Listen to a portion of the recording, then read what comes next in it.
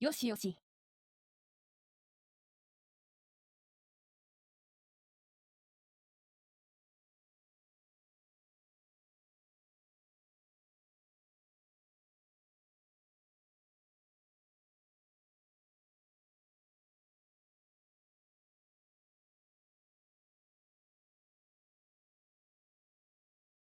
大丈夫そうかな。大丈夫そうかな。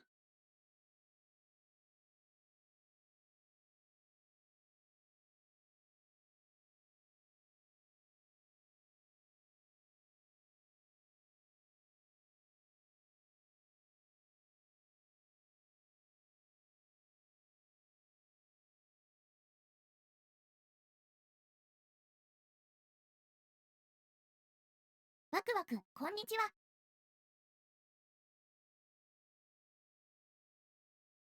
らっしゃいらっしゃい。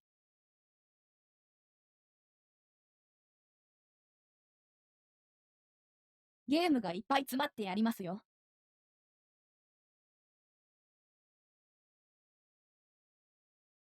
いっぱい詰まってるやつやりますよ。変なゲームは。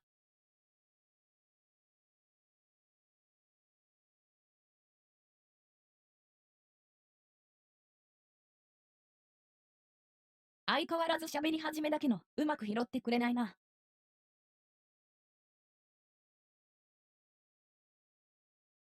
とかって言うとちゃんと拾ってる。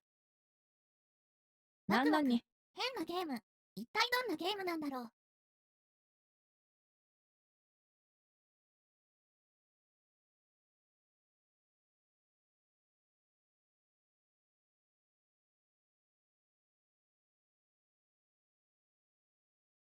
いっぱい詰まってるよしか知らない。変なゲームがいっぱい詰まってるとしか知らないので、楽しみですね。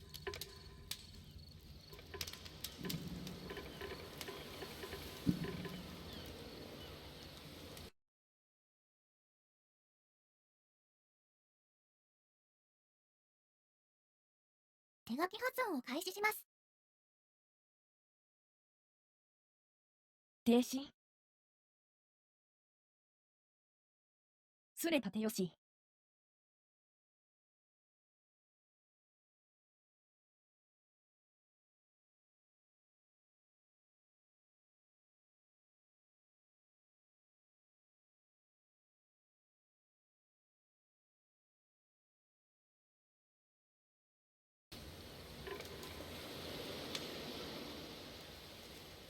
じゃあ行ってきますか。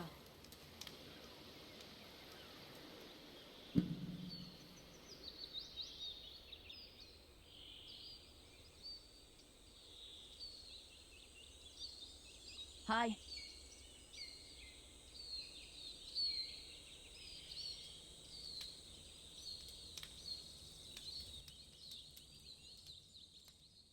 Hi there. Thank you very much for playing the Beginner's Guide. My name is Davey Reedon. I wrote The Stanley Parable, and while that game tells a pretty absurd story, today I'm going to tell you about a series of events that happened between 2008 and 2011. スタンリーパラブルの We're 作者 going で to す look at 作 the 者です games made by a friend of mine named Coda. Now, these games mean a lot to me. I met Coda in early 2009 at a time when I was really struggling with some personal stuff, and his work pointed me in a very powerful direction. I found it to be a good reference point for the kinds of creative works that I それ自 wanted to 体が make. 本当かどうかが So まだわ just かん to ない。 start you off, this is, I think, the first game he ever made. It's a level for Counter-Strike. You can walk around here, by the way. And mostly it's just Coda learning the basics of building a 3D environment. But what I like is that even though he starts from the simple aesthetic of a desert town, he then scatters these colorful abstract blobs and impossible floating crates around the level. And of course, it destroys the illusion that this actually is a desert town, and instead this level becomes a kind of calling card from its creator. It's like a reminder that this video game was constructed by a real person. And it kind of makes you wonder, what was going through his head as he was building this? This is what I like about all of Coda's games. I mean, not that they're all fascinating as games, but that they are all going to give us access to their creator. I want us to see past the games themselves. I want to get to know who this human being really is. And that's exactly what we're going to do here. So, it's 2008, Coda starts making these games, and he never releases any of them. He doesn't put them onto the internet, he just makes them and then immediately abandons them, and they sit on his computer forever. And I think he really understood this image of himself as a recluse. At one point, he jokingly renamed his computer's recycling bin to Important Games Folder. So, this was just how he worked. He tended to crank them out one after the other without even really pausing to try to understand what he had just made, until suddenly one day, he just stopped. In 2011, that was it. He made his last game, and then he hasn't made another one since. And that's why I've taken this opportunity to gather all of his work together, is because I find his games powerful and interesting, and I'd like this collection to reach him, to maybe encourage him to start creating again. And if the people like you who play this also happen to find his work interesting, then I'm sure it'll just send that much stronger of a message of encouragement to Coda. So thanks for joining me on this. If you have a particular interpretation that I haven't mentioned here, or if you just need to get in touch, you can email me at daveyWreden@gmail.com. Okay, that's about it for introduction. Let's take a look at Coda's first proper game. As each game is loading, I'll show you the date that it was completed. This first one was made in November 2008. ゲームの体をなす作品。8年のもの。 Warning. Whisper machine active. Shift destruction imminent. This game is called Escape from Whisper, and it's one of the more generic games you'll see from Coda.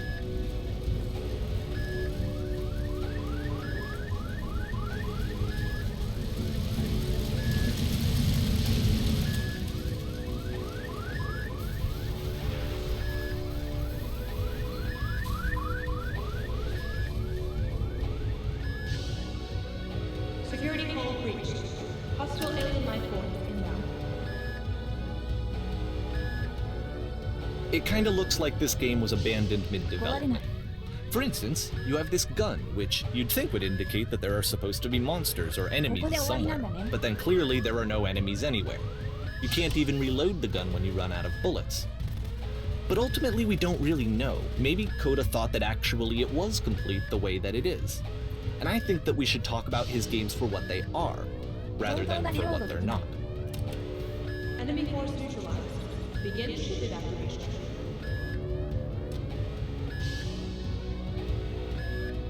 一応10個は残ってる。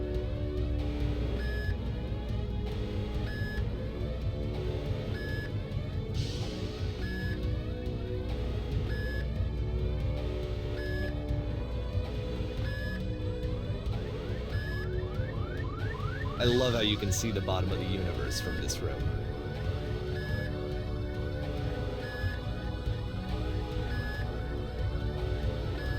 宇宙が見えるけど、地面も見えてる。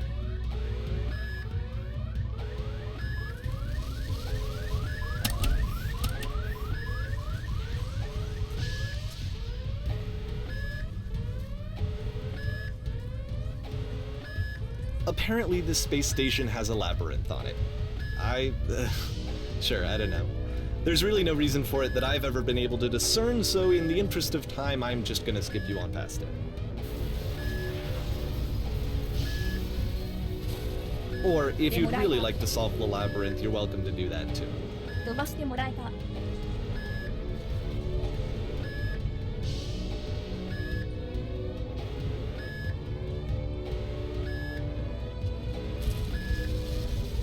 戻っちゃう結構一本道の最後のここかなるほどはい迷う前に遂行。 Okay, this is the part that's interesting. The game has this narrative about the whisper machine and how it has to be turned off, and then you get to the engine room.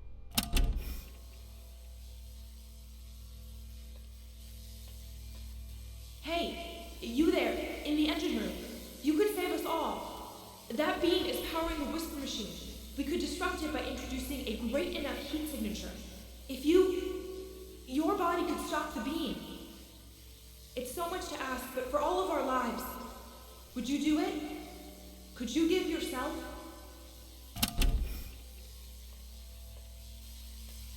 Hi. Let me pause here for a second. What you just experienced, stepping into the beam and then dying, is probably what Coda had initially intended when he was developing this level. But when he first compiles and plays it, something goes wrong. There's a bug somewhere. And this is what happens instead.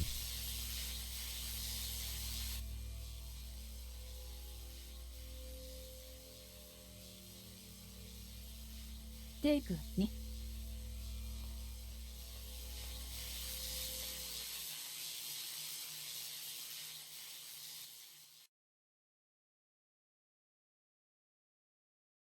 ふわふわふわ。 The beam causes you to start floating. And this is an important moment for him. Because yes, this is technically a glitch, but Coda identifies something human about it, like how small it makes you feel in the face of this larger chaotic system. Or this floating could be the afterlife, a peaceful place, juxtaposed against all of the hysteria that you've just had to traverse. I don't even know. I have no idea what he was thinking, but what's clear is that after making this, something lodges itself in his brain. He wants to do more of these really weird and experimental designs. So he stops work on this and moves on to a stream of tiny little games that go in all sorts of directions. Let's go ahead and take a look at the first game he made after leaving this one behind.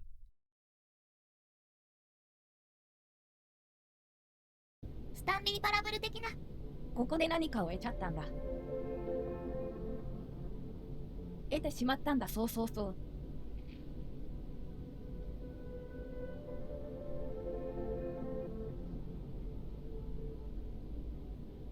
スタンリー・パラブルの作者は So try walking backwards.「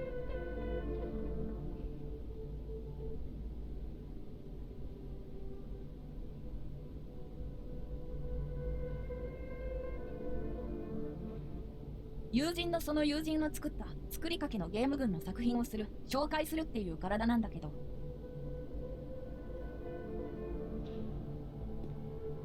Yep.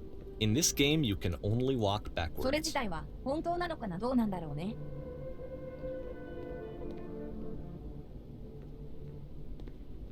友人の友人ってそれ。ほほほほほ。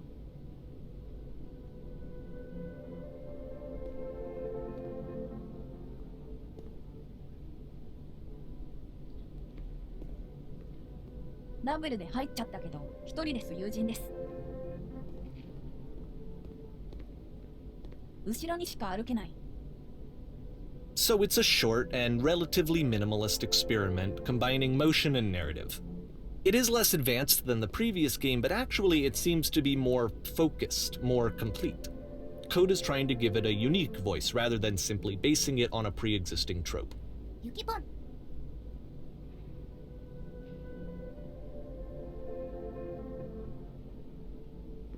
ややややや。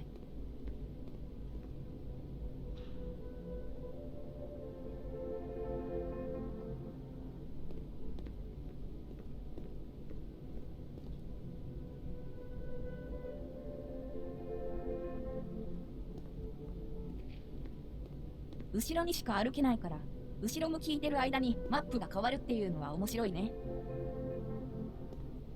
It's a short little thought, it says what it wants to say, and then it ends.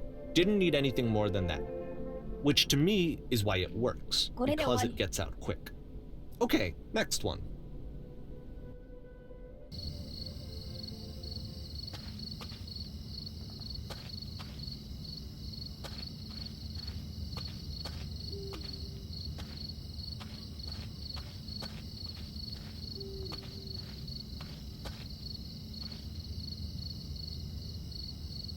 狭い道の中でしか歩けない」。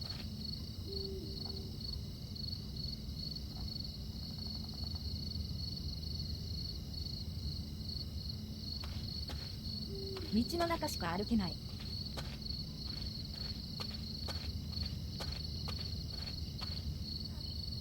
And that's it. Okay, the meaning of this game won't be clear just yet. Please be patient with me for a few more games, and I promise you'll see what makes it interesting.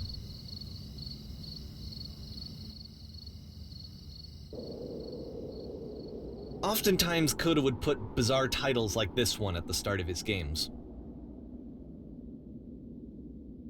I wish I'd known him at the time that he was making these early games.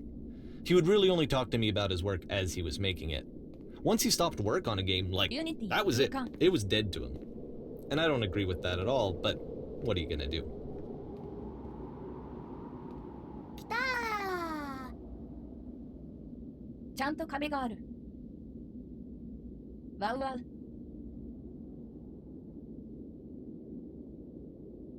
手書きを手書き、ありがとうございます。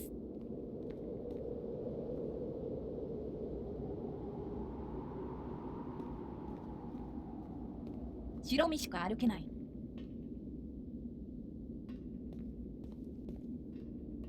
ゆきぽん、最近ここでもやってみよう。一人称視点のゲームの配信が VRC 巡りに見えてきてしまうわ。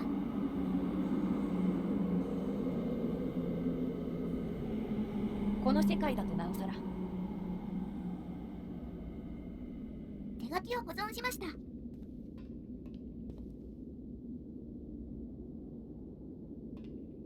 はい。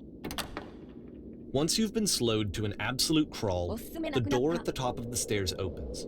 So why, if Coda's not showing these games to anyone, why bother opening the door at all?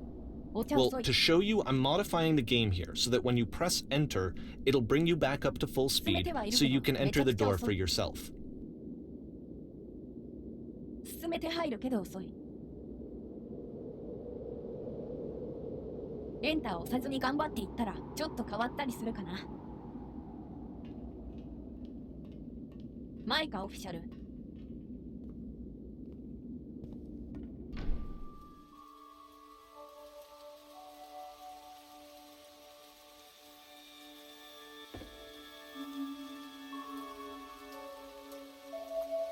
熊起き3時間煮詰め A たアシュラ room と that's ここがアイ warm デア集だ。 and nice and filled with little ideas for games.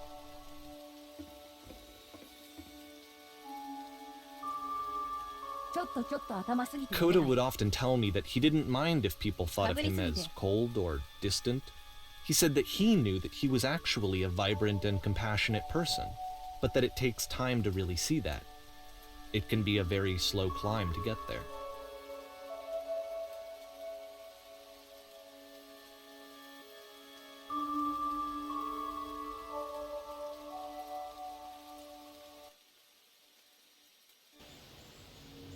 読め前に終わっちゃった」「全部読む前に終わっちゃった」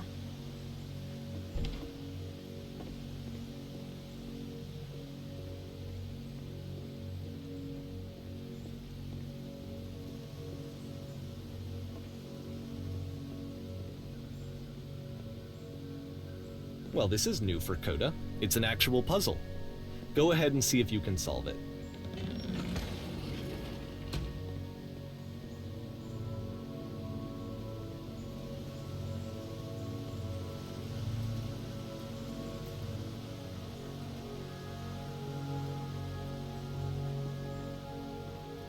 パズル」「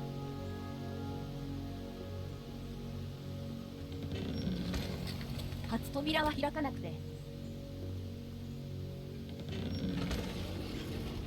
出して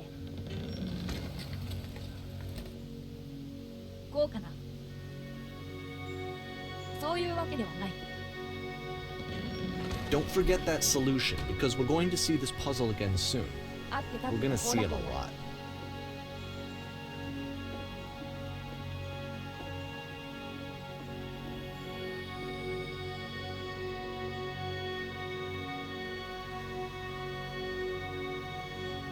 たくさん登場する。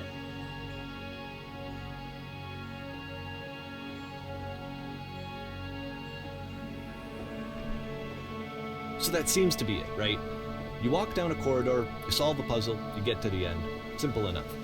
Alright, now I'm going to modify the game again so that when you press enter, it'll remove all of the walls from this room. エンター。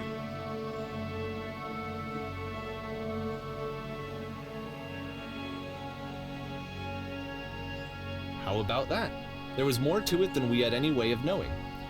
I actually find it funny that this game comes after the Stairs game, since they essentially convey the opposite idea. So, in the Stairs game, A dull exterior concealed a rich interior, and then, in this level, a dull interior hides this fantastic outer world. Either way, I think that the point is the same, is that most of the time you don't get to know what you're missing, or even that you're missing anything. That's not your role as a player. So if your role here is not to understand, then what is it?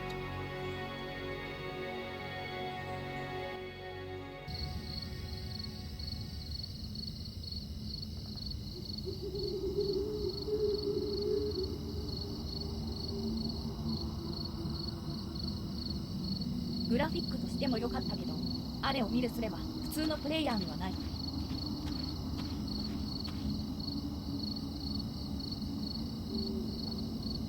見ることがある。見ることすらできない。ベイベー SAM 見合い理解すらできない。エグジ何？ Aha! So, this, combined with the entering game from earlier, tells us that Coda believes his games are connected somehow. It could even be that the stairs game and the puzzle game are literally connected in between this and the entering game. ベイベー SAM There's a bigger picture that all of his games are meant to play a role in, some larger meaning that we won't be able to grasp until we've seen all of them. And once we have, we can step back and start to understand what exactly that bigger picture is.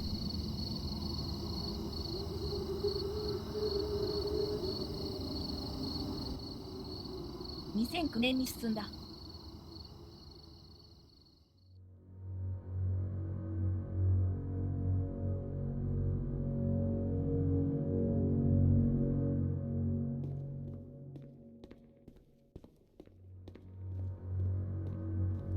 Let's talk about video game development for a second.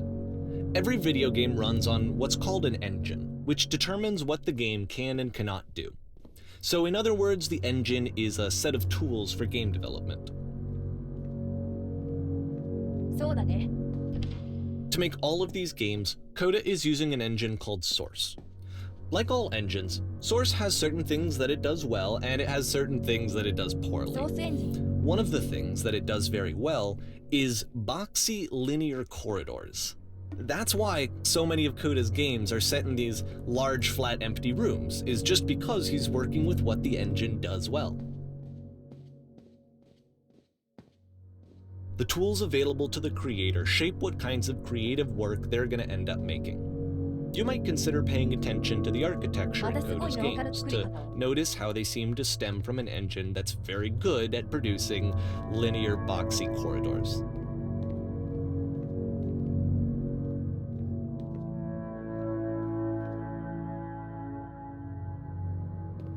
落ちれるのかな？落ちれたね。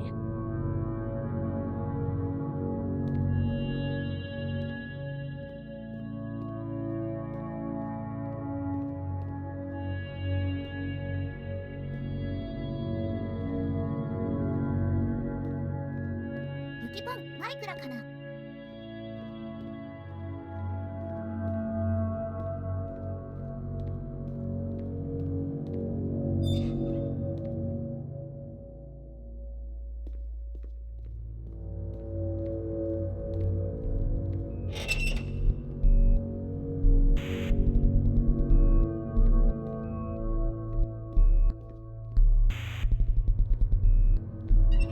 ね、頭効果音は聞こえるけど、これ交換で入ってるのかな？いや、誘導された。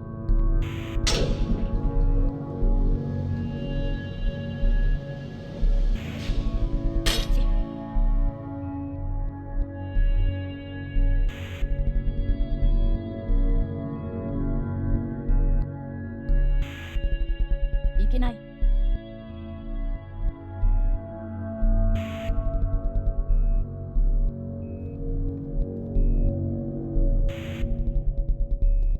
こっちもいけない。 This prison, funny enough, in Coda's original design, the doors stayed shut for a full hour before letting you go. If you don't mind, I think we're gonna skip that.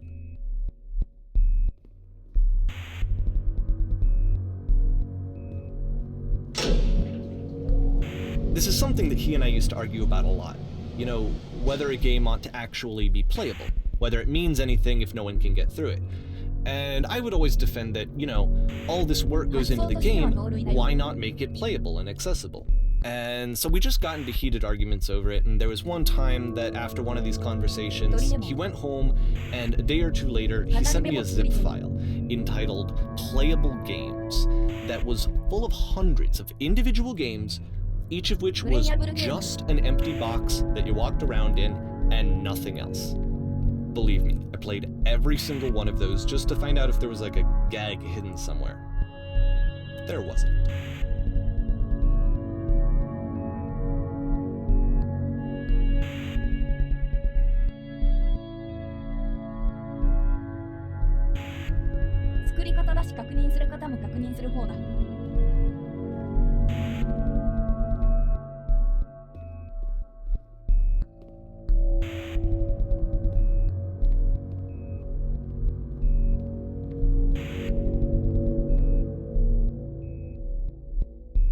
見づらいけど柵があっていけないね」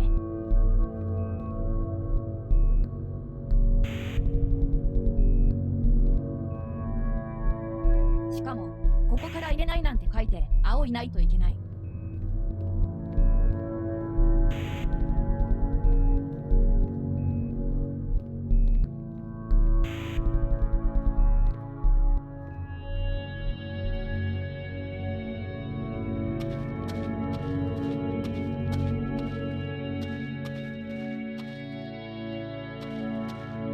It's the puzzle again, with the exact same solution as the last time.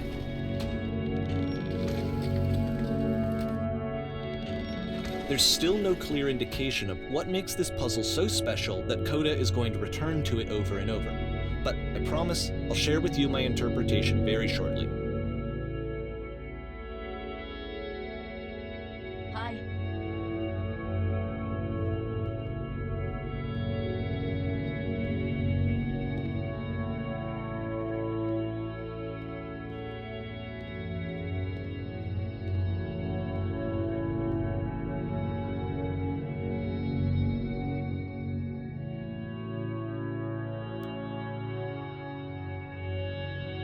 戦士とかすごくいいように見えるんだよね。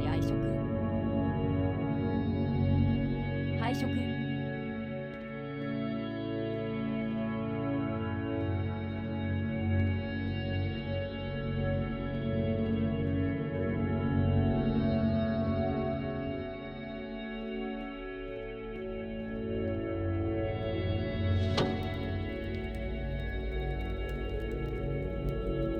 地球聴覚 Here, Coda begins using a kind of dialogue system that he fashioned out of the engine's chat capabilities. Use the 1, 2, 3 buttons on your keyboard to respond.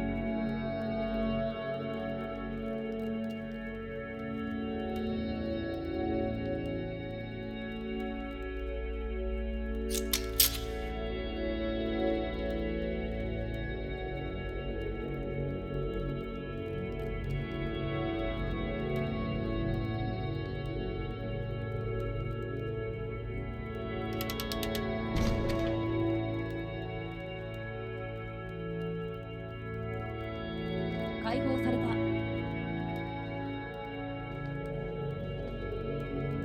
やめしかも乗れないんだね。さよなら。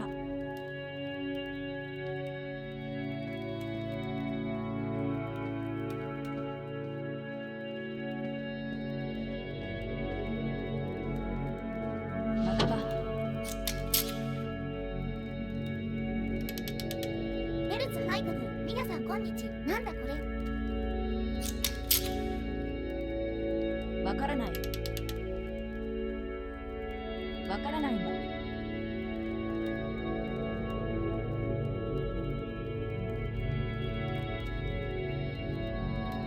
なんだろう、このゲームをリリースした人にはわからない。にもわからない。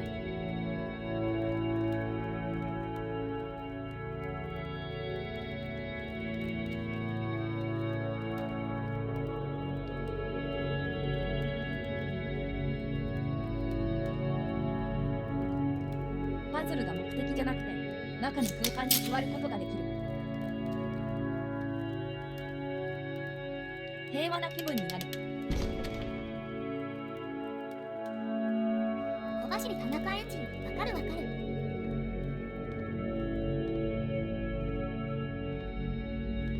わかり手がいだ。 And so we make one last descent down to the final floor of the level.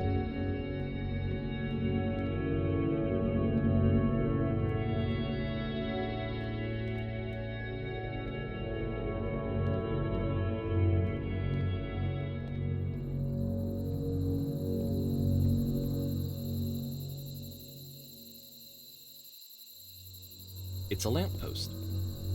Okay, I can't tell you quite why, but for some reason, Coda fixates on this lamppost. It's going to appear at the end of every single one of his games from here on out. I'll tell you what I think. I think that up to this point, he's been making really strange and abstract games with no clear purpose, and maybe you can only float around in that headspace for so long. Because now he wants something to hold on to. He wants a reference point. He wants the work to be leading to something. He wants a destination, which is what this lamppost is. It's a destination. We're going to see it in the work as well. His games are just going to become a lot more cohesive, a lot more fully developed, with more of a clear idea behind them. And as we go, that idea will get clearer and clearer and clearer.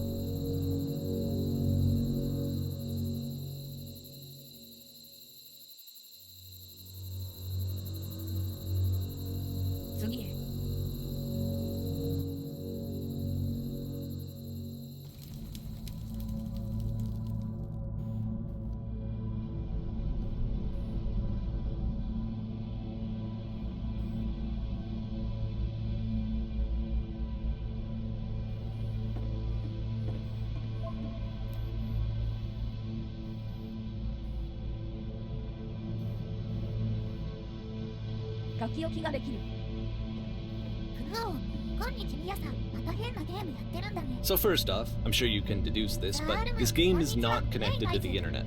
All of the notes that you're gonna see have been written by Coda. This was actually the first game of his that I ever played. This was shortly after I met him at a weekend game jam in Sacramento, where I grew up. I saw him working on this very level, and it was just so different from anything that anyone else was doing. So right away I was like, I have to be friends with this person. Sacramento. In retrospect, I think I was probably a bit too pushy, trying to get his attention. I was over-enthusiastic. But he was very gracious about it and very patient with me. And I cooled off eventually.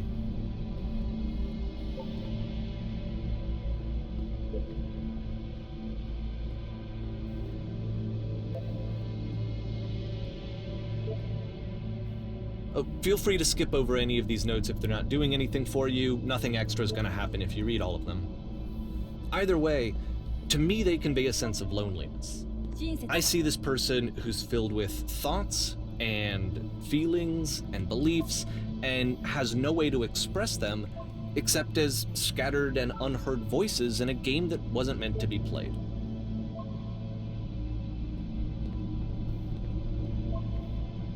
But it's ironic, isn't it? That in playing this game and seeing how alone Coda often felt, that we get to know him better and actually kind of connect with him. And I have to be honest with you, this idea is really seductive to me. That I could just play someone's game and see the voices in their head and get to know them better and have to do less of the messy in-person socializing. I could just get to know you through your work. I think this is why I always liked Coda's games so much, is because it felt like they let me have that connection. I felt as though he was inviting me personally into his world. And then I feel less lonely too.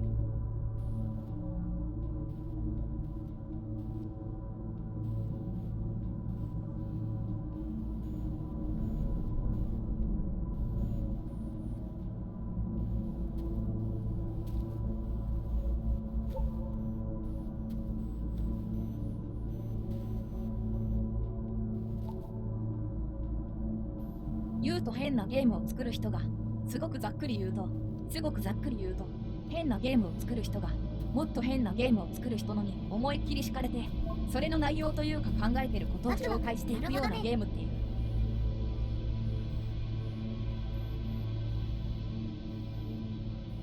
そう考えると、なかなかいいものがあります。エモい。ふふなるほどね、完全に理解した。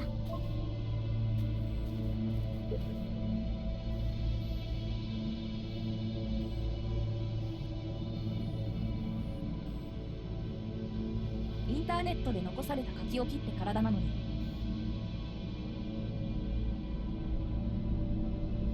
もうスペースがないとか書いちゃう。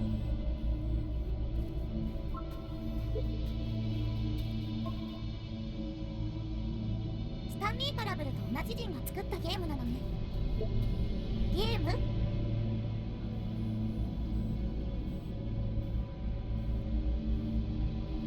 リバブルの人が解説しているけれど、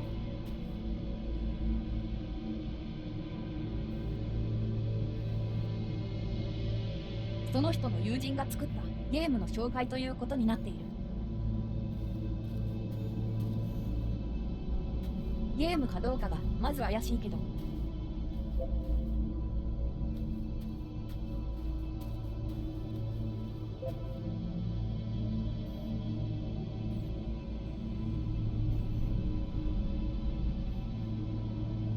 自分で言っちゃう。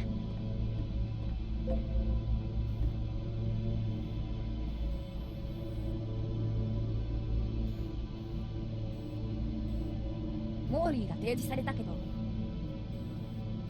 今さらストーリーが提示された。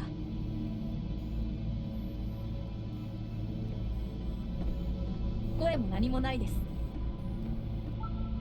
それっぽいも何もない。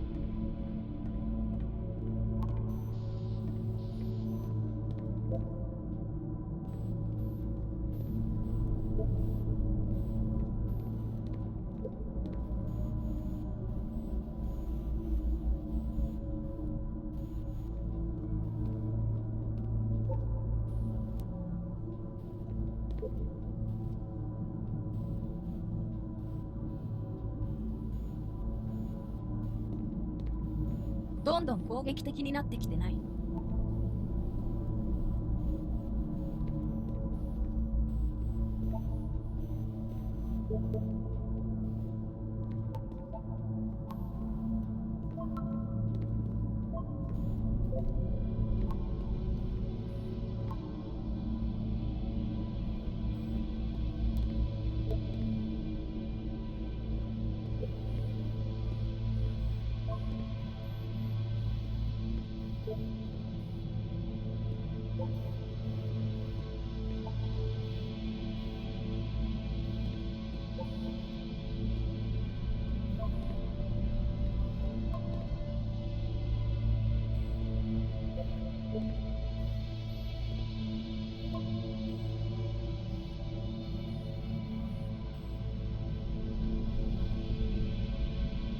小走り田中エンジン。時折書き込みって体じこのゃない関空間に置くと連っぽいのだね。何を書いても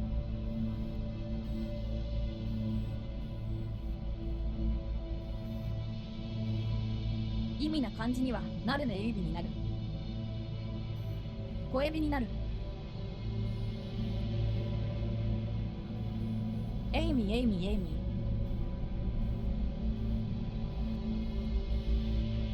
ー。そうだね。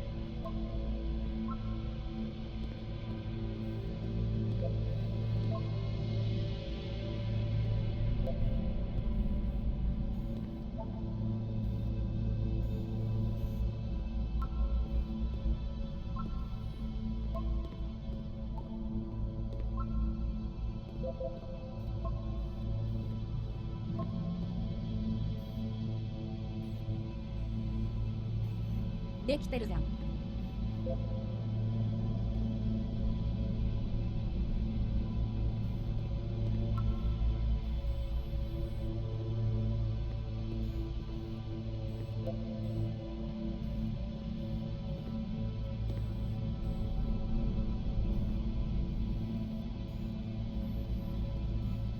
食べませんでした。飛べない。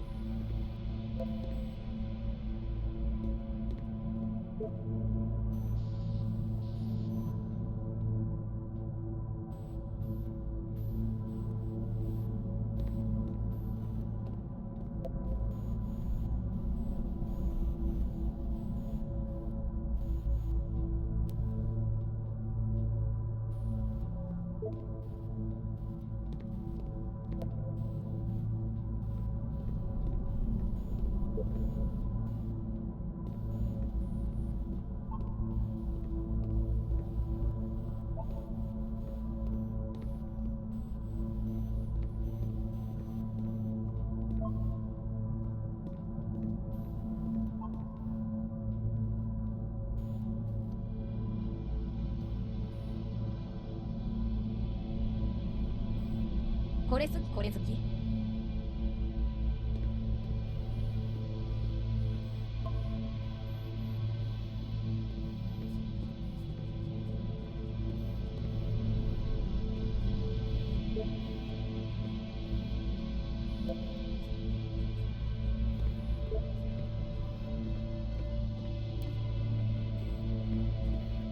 小走り田中エンジンクレタ人のパラドクス。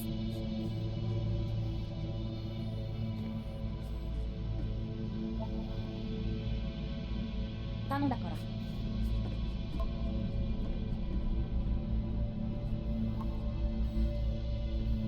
一応矛盾はしない。淡路。何その顔文字。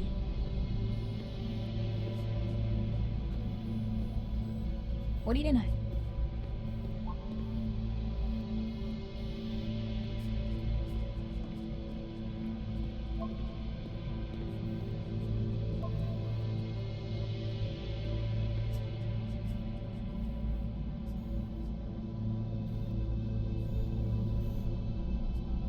これ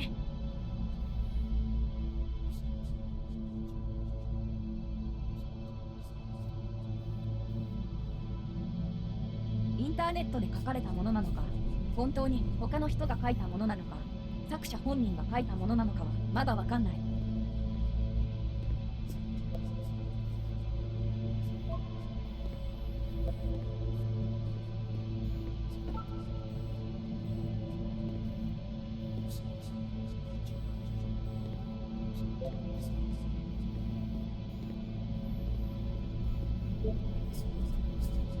キモいから君。キャベツさっきいたね。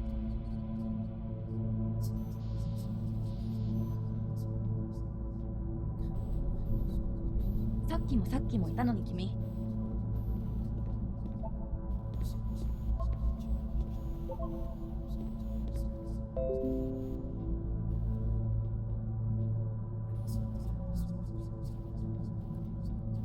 天才博士、ゴッドみたいなこと言うんじゃない。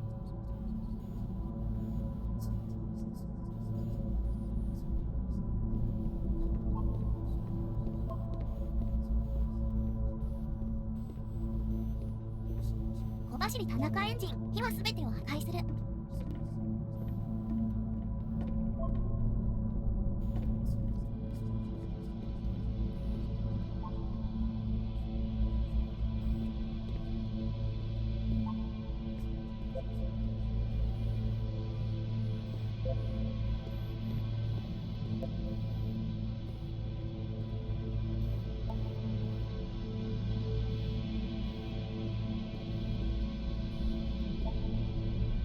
At the end of this level, we're going to see the puzzle again.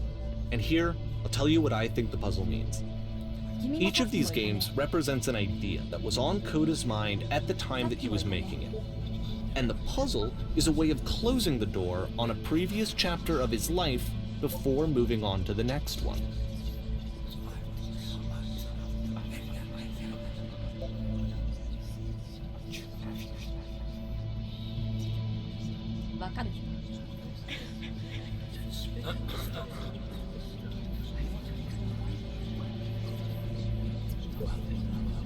In each of his games, after exploring a theme that, he might find difficult, Koda can then place this puzzle, that he knows has a reliable solution, he understands exactly how it works, and so it gives him a simple mechanism for moving on.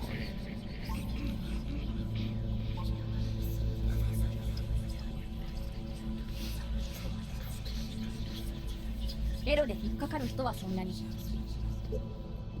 このパズルで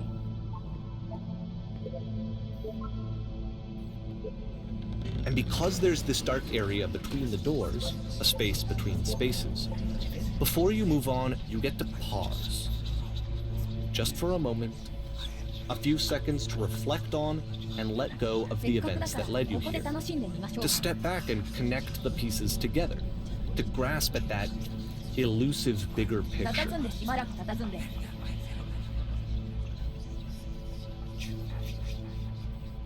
ちょっと休憩です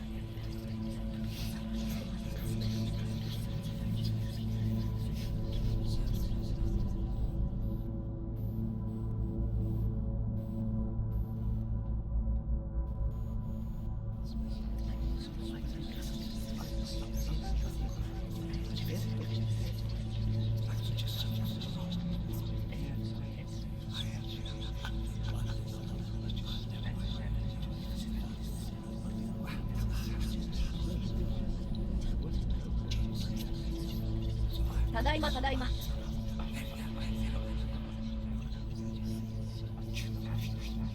抜けるよ続けるよ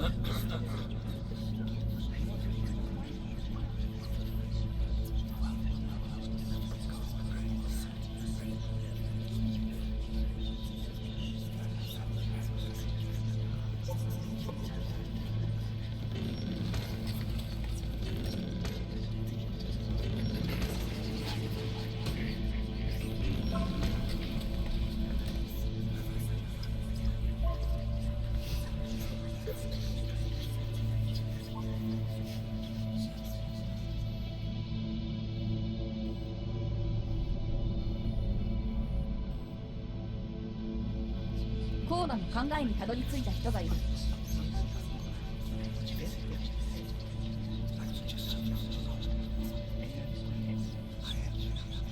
本当に他人の書き込みだったら結構嬉しかったんじゃないの？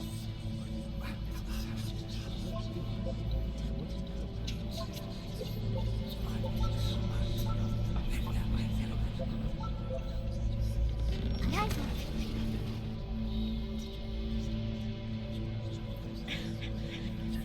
見られているミナティ。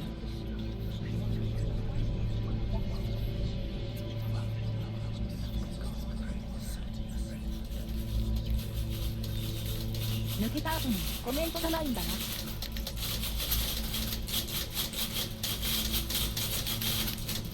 トラウトが激しいなんなんなん。おい、中も悪くないとか言われたからしいってことになった。うるさいうるさいなんだこれなんだこれ。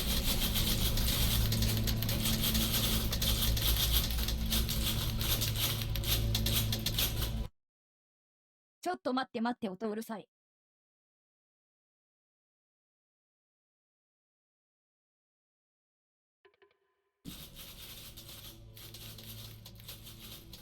自分はともかく深めてる方が適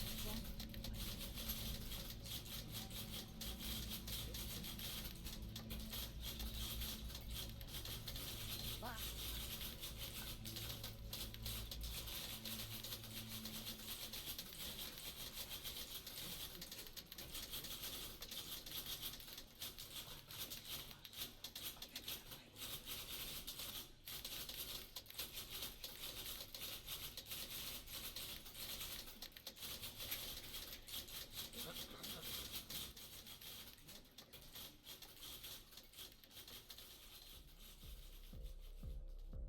Okay, this one is tough. It's gonna kind of just spin its own wheels for a few minutes. Hang with it. 何？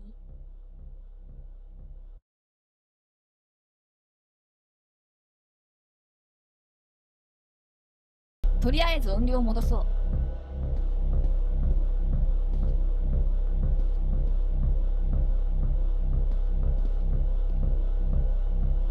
乗り込もうって言われたけど、どこに乗ればいいの？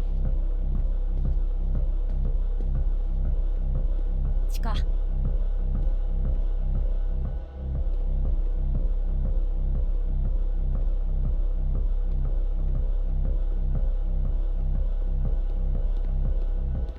仲も悪くないぞ。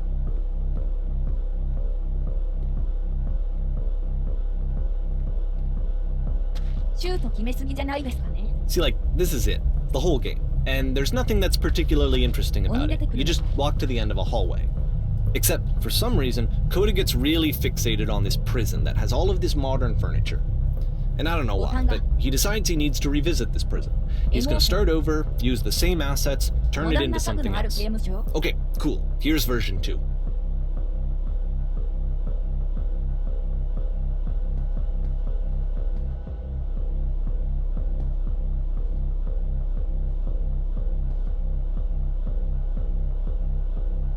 So そこからスタートですか。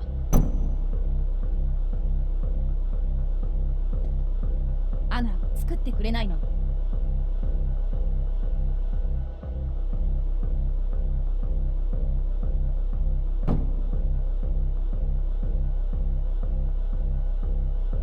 何選んでも変わんないじゃん。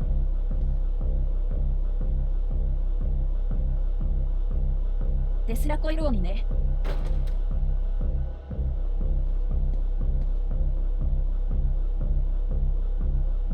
で、テーブルもあるよ。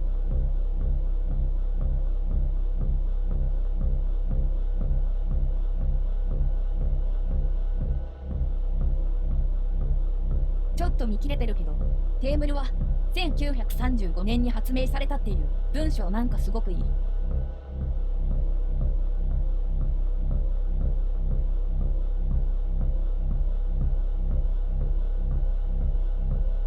こういう堂々と嘘つく文章好き。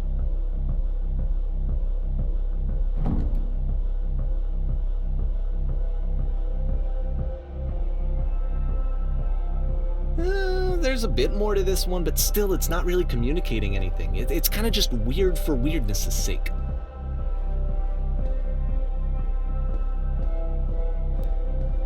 So okay, he throws it out and starts over. This time he comes at the prison idea from a different direction.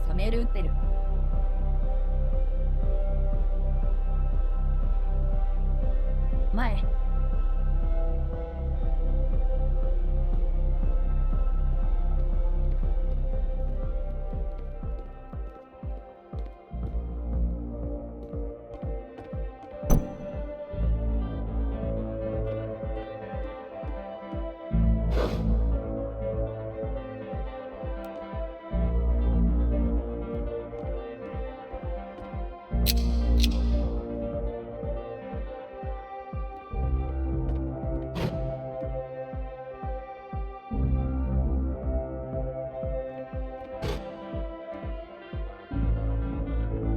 花。実際の刑務所は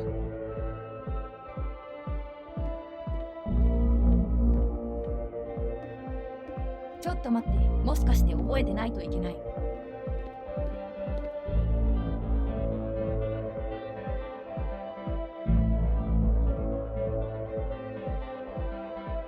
もともとは英語表記なんだろうけど。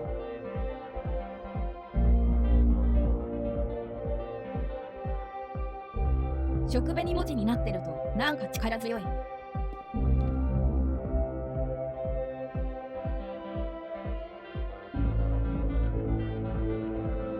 And of course, now the table is gone and you can't begin the chain of events to escape.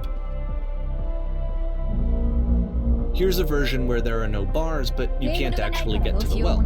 And then a version where the inside of the prison is the outside and the outside is the inside. Let me just blink you real quick through a few more of these. I mean, he really unloaded on this prison idea. There's nearly a dozen of them. Personally, I think it's awful to watch this. To see a person basically unraveling through their work. And for what? Like, at what point do you just go, maybe there are game ideas other than this prison that I could be working on? But Coda doesn't have that voice telling you to stop. That particular mechanism of defense against yourself. Without it, you just spiral. And so he keeps going and going and going and going and going. And then he hits on something. And he likes it. And that's it. He's done. He stops making prisons. This is the very last version of the prison game that he created. And the reason I think it works is that the prison is not actually in it. 刑務所から脱出した。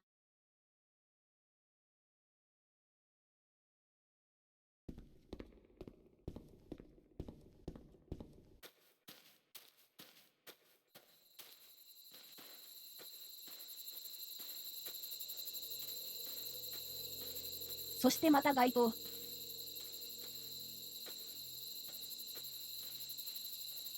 小走り田中エンジン、刑務所から脱出するゲームから脱出した。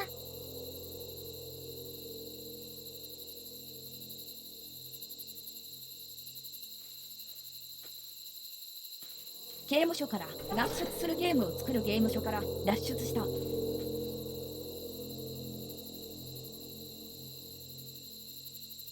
これだけ見るとよくあることですけど。ホラーセット。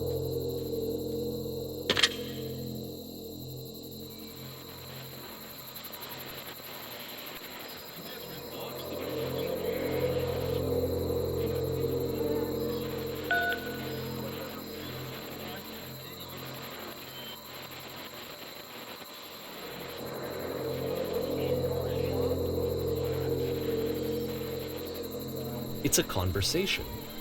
And so this is what Coda wants, is to be able to talk to someone, to share what's on his mind, and to get some good advice from someone who knows. But the irony is that even in this scenario, you're still talking to yourself. You know, all of these games so far are Coda talking to himself. あ、やっぱり読んだの独り言。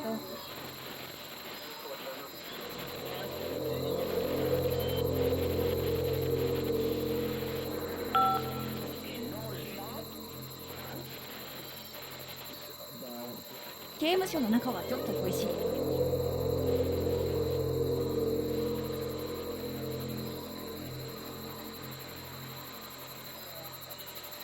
3番はわかるな。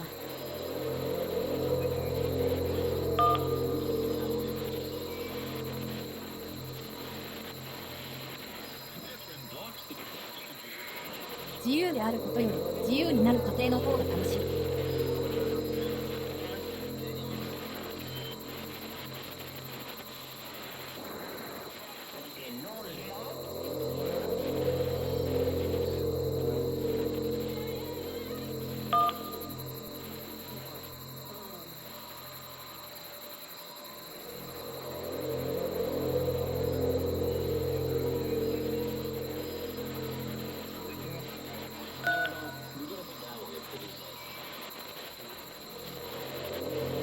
私が最初。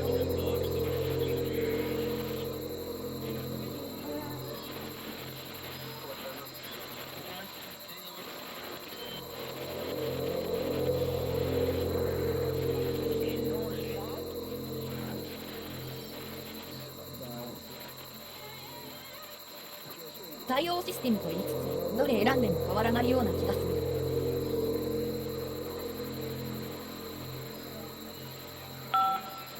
32かな。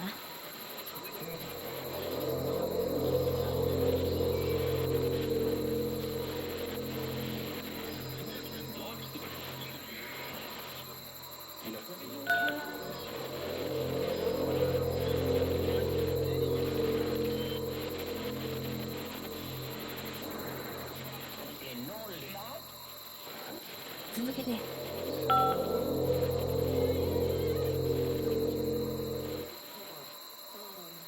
I can see why he considers this a fitting conclusion to the prison games. After all of the obsession and frustration, just to be told by someone you can trust that things are going to be okay. Wouldn't that be nice?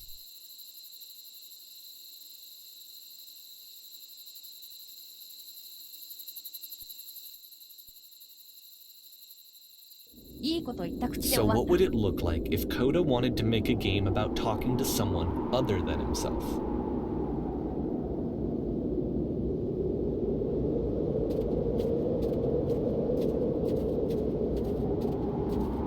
To me, this environment is meant to represent Coda's puzzle, with the two doors on either side and a dark transitional space between. これ結構 VRC のワールド大阪ある。ボサボサ。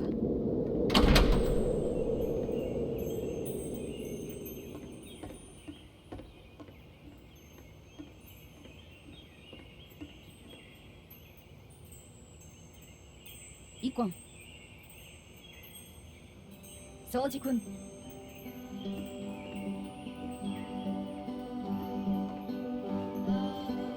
You'll notice that the quality of the art is a step up from previous games, including this new and improved chat system, which he started using from this point on. From here on out, he begins putting much more effort into the visual polish of his work, and this particular game took 2 months to create as a result.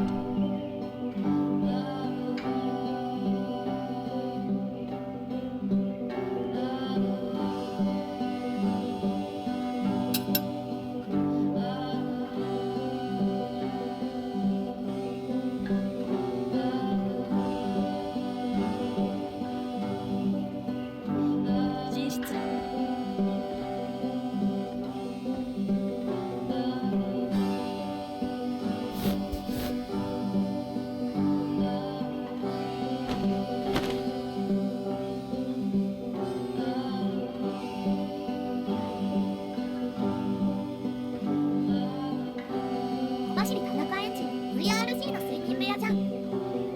行かれて。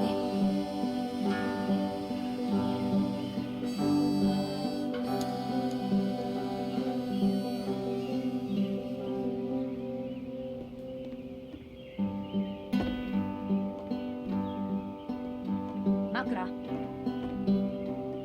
ソファーがソファーか。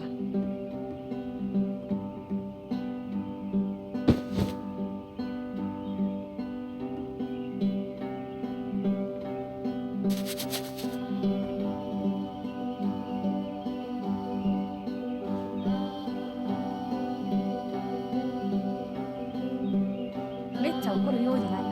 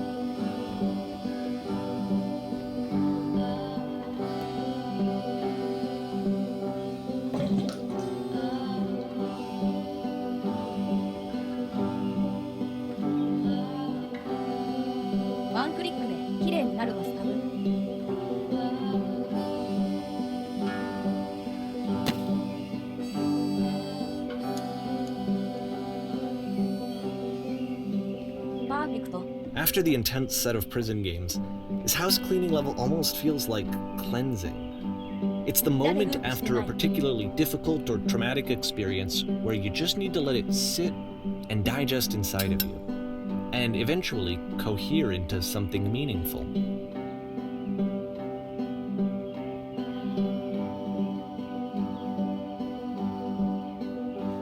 もうすぐ落ちます。はい。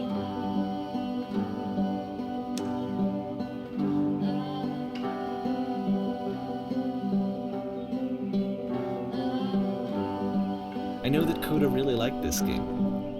Of all of his work, actually, this was the only one that he called me up to ask me to come over and look at it. This was during a period of a few months where he was like grossly happy all the time, just walked around with a constant smile on his face. ちょっと怖くない？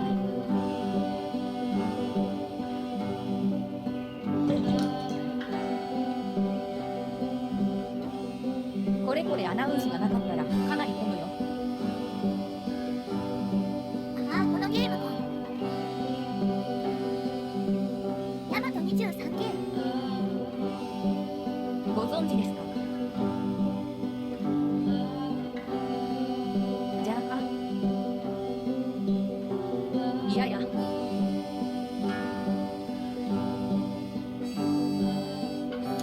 やあやあ、どうもどうも。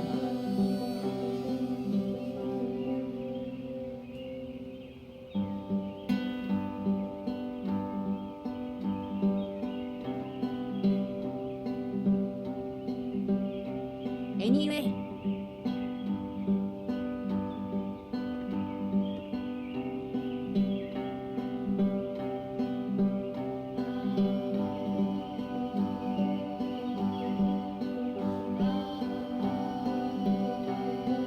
圧を感じる。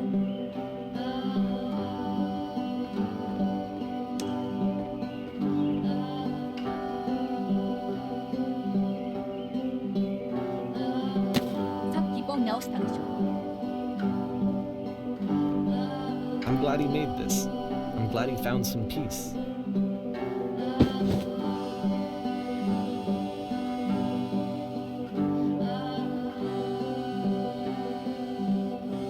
But, of course, it can't last. The music stops, your companion is gone, it's time to leave. The door at the top of the hill is now open as well. Again, you can't stay in the dark space for too long. You just can't. You have to keep moving. It's how you stay alive.「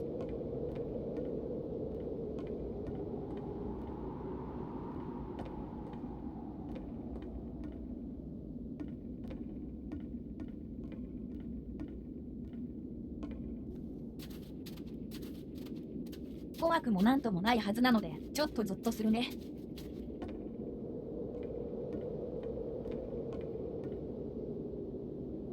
しかもここの壁すらなくなってるし、壁すらない。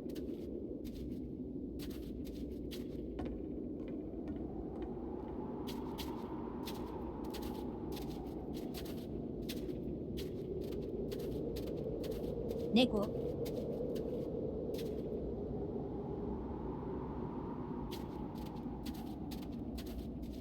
ゲームが突然止まるのってやっぱりシーのほほんとした BGM が突然止め、小走り田中エンジン質問。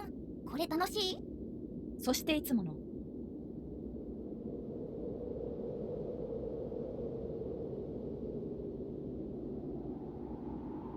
あったら多分楽しくない、単体で言ったら多分楽しくない。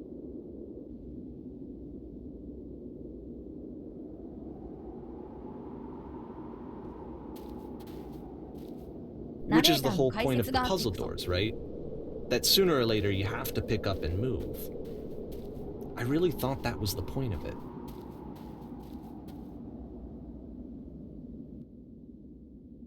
9月 This one gets a スレ bit ッドが落ち goofy. ました。ライブを提示します。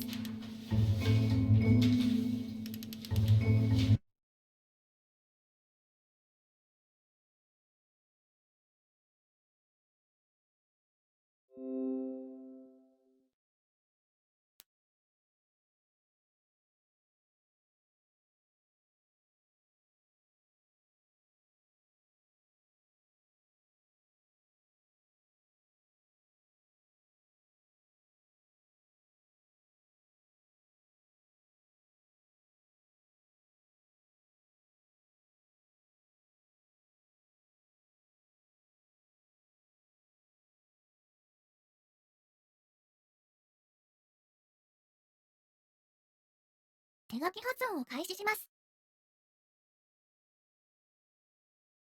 開始しました。見合い理解7億9185万6214 HTM。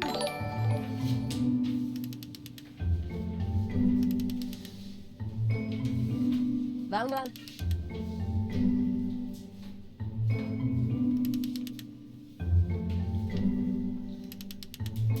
フォロー。フォロー、ありがとう。ありがとう。さて、なぜか自己啓発セミナーが始まっている。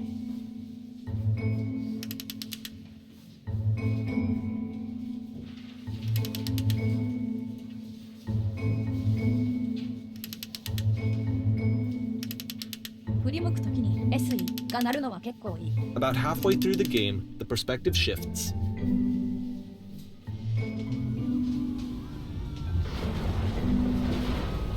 なんだ。 And you play as the teacher. And suddenly, you discover that your teacher is just as bigoted and afraid as you are. Oh, and also you can move around the classroom now.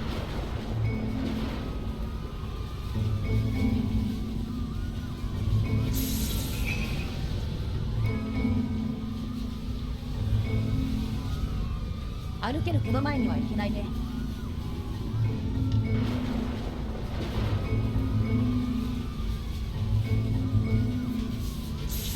選択肢は押せばするのだ。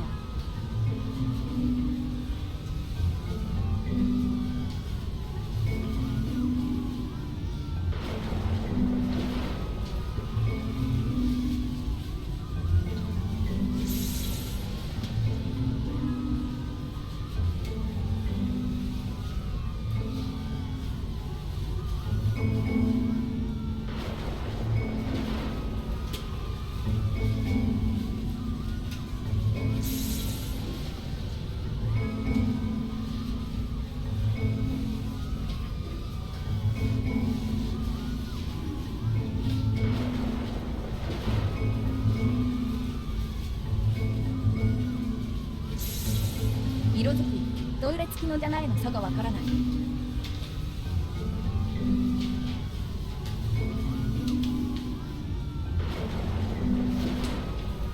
I felt pretty hard for this one.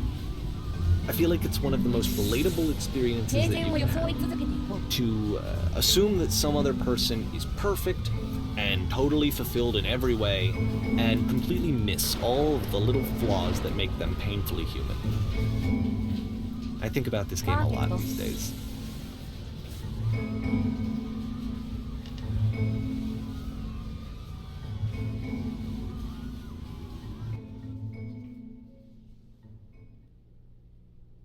This one took a lot longer than all the others for Coda to make. It was 4 months between this and the last one. That's twice as long as it took him to make any other game before this, and it's not like it's particularly complex, so I remember I found that a little strange at the time.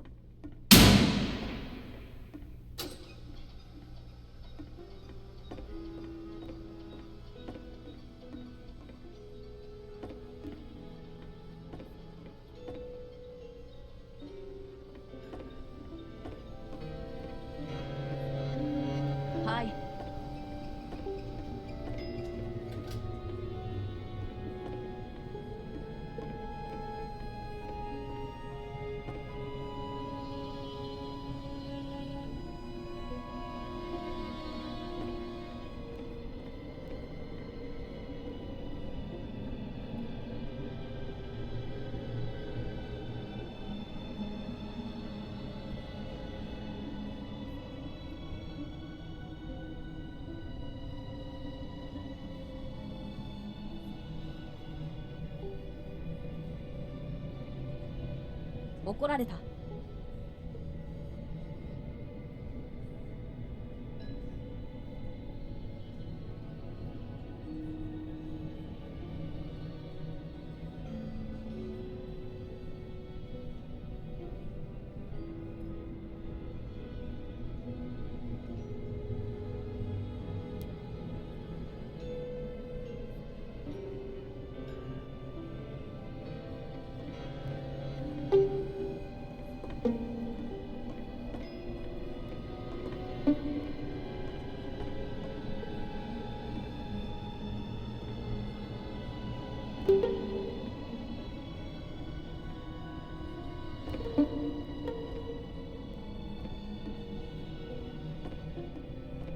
ちょっと楽しい。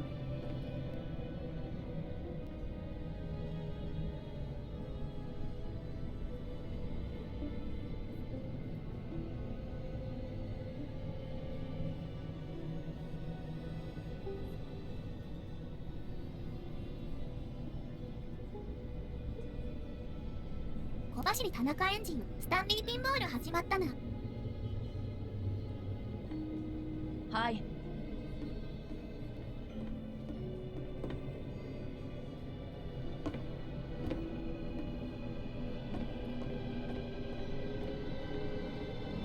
降りてくれと言われたけど降りれないんだ。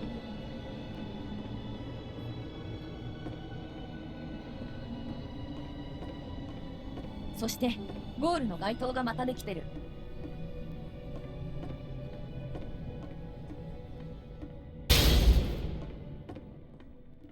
でももっと奥があるね。The game ends with this eerie premonition of what's going to happen next in Coda's life.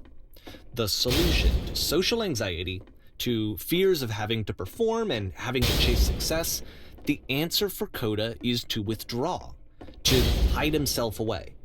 Which is what leads to scenarios like the stairs that slowed you down several games ago, where it just becomes harder and harder to access Coda's inner landscape because he keeps retreating. He just keeps backing away from possible connections to anyone other than himself. And to be honest, I didn't consider it very helpful when I first played this game. You know, it looked to me like he was trying to justify the idea of just disconnecting yourself from the world. And that wasn't what I wanted for him or for his games. Because I feel like a lot of his games are inviting me to connect with this person, to bring him closer. But what can you do? After this, Coda went off and took another 5 months to make a new game.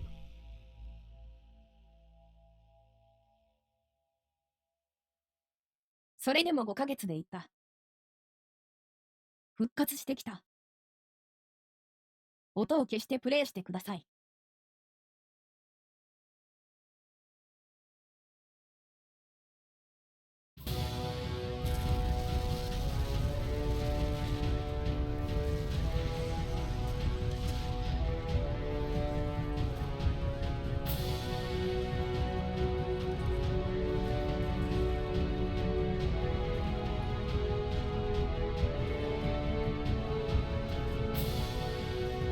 これ本当に命としてたら進めないわね。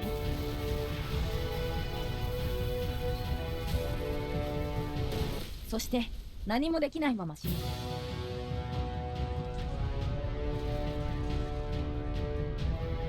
You should probably open your eyes if you haven't already. It's pretty much impossible to solve otherwise. And there is a solution, by the way.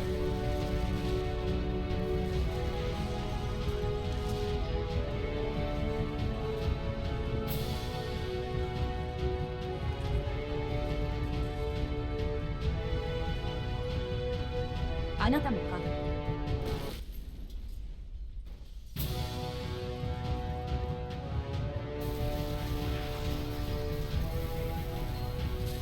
何とかしようとして何とかなるのこれ。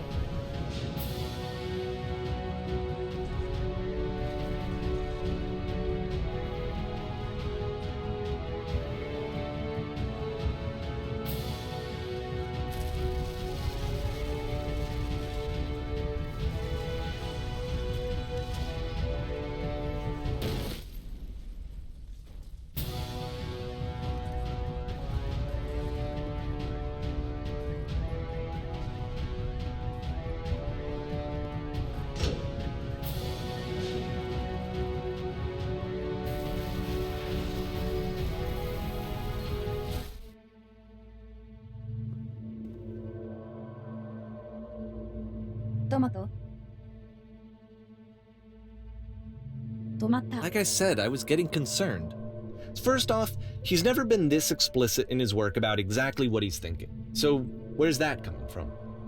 But then, even weirder, his work has potentially stopped being an outlet for him. Not like he's having trouble iterating on ideas, but he literally just can't think of new ideas anymore. And in person, he was being a lot more distant than usual. Like, you know how sometimes a person will just deflect anything that you say in order to keep themselves disconnected all the time? It was that kind of thing. Here was the point in my relationship with Coda where I really started to wonder if he needed my help in some way.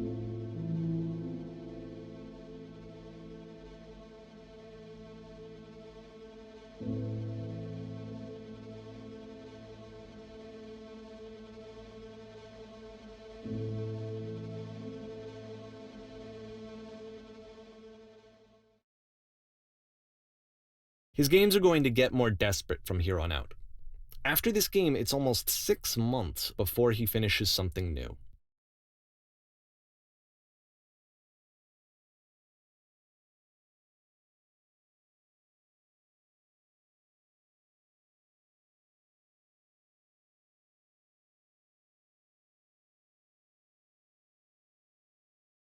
Moshi.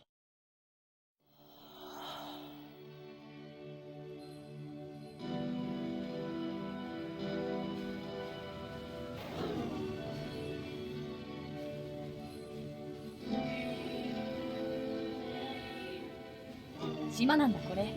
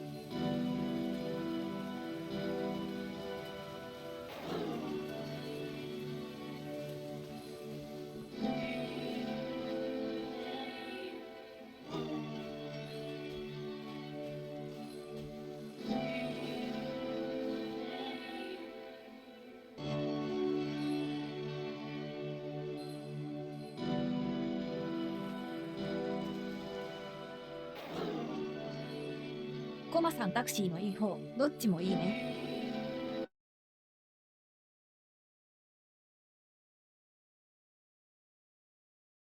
選択肢の言い方。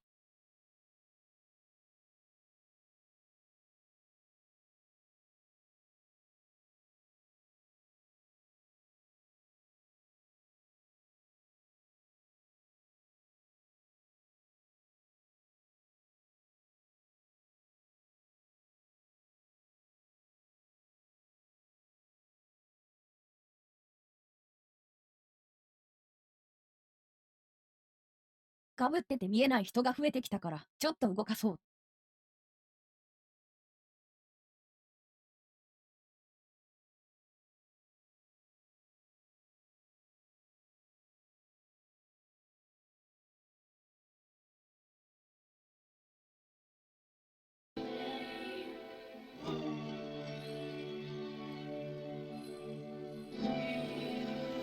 小走り田中エンジン、この選択肢の脱出できるように励ましてくれるいいな自分っていうのがすでに行き詰まってたのかな。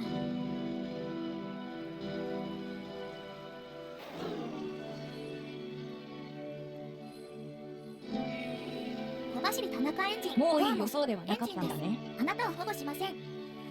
あれはいよいよ今日ではなかったんだね。してください。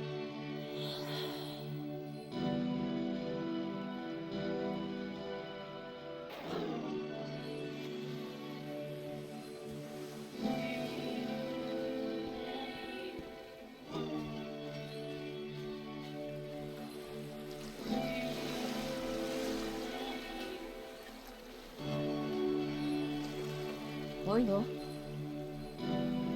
いいぞ。いいぞいいぞ。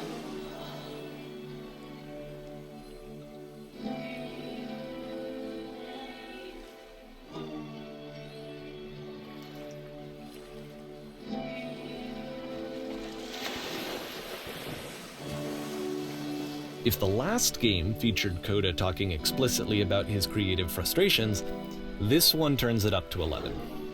Now, put yourself in my shoes playing this. Here's a friend whose work is exhibiting signs of struggle, frustration, anxiety, depression, even. And yet, still, he keeps making games. He keeps throwing himself into the grinder even when he clearly doesn't have the energy for it anymore. Why? What is it for?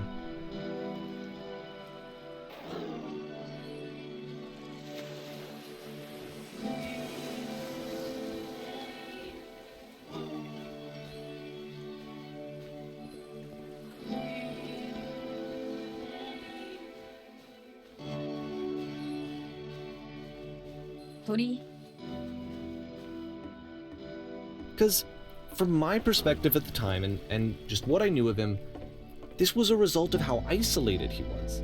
He was in his own little bubble, just sitting at his computer all day, not really showing these games to anyone, not releasing them onto the internet, and so he didn't have anyone outside of himself to connect with. He had no outlet to ground himself on.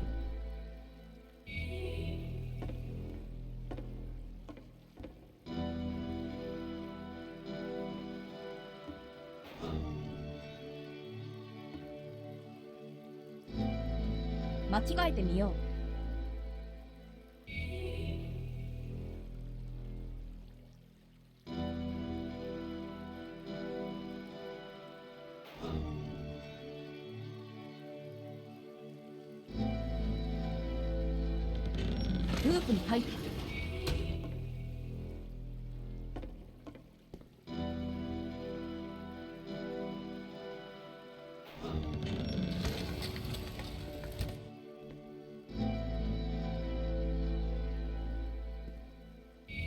今度は内側の空間が真っ黒じゃない。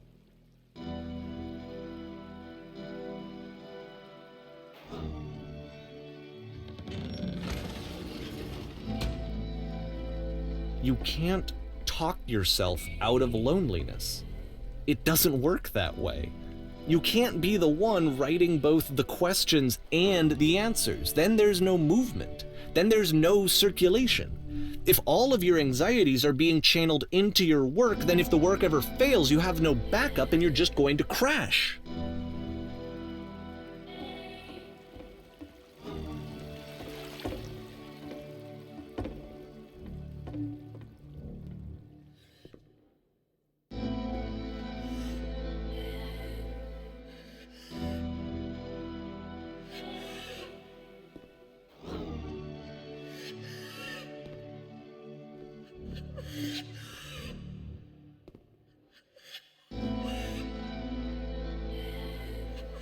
田中エンジン、なんでか知らんが僕に刺さるぞ。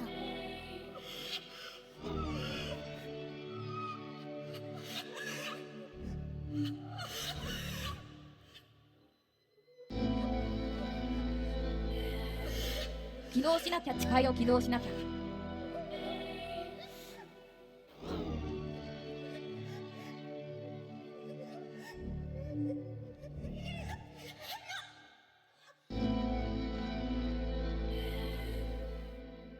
でも選択肢が何個3にされたみたいになってる。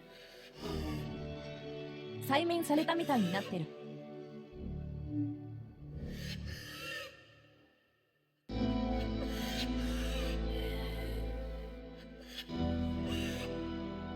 小走田中エンジン。はい、ゲーム制作は簡単ですさ。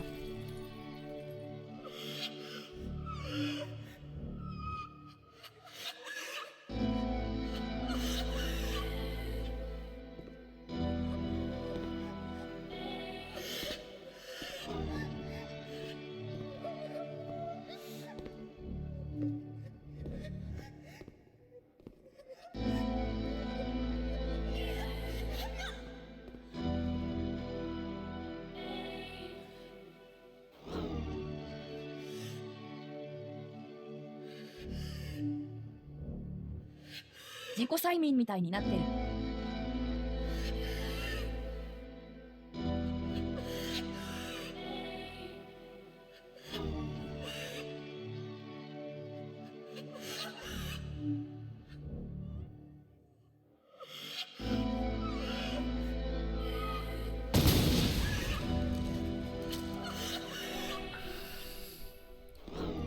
seeing this game at the time that he made it, it looked really unhealthy to me.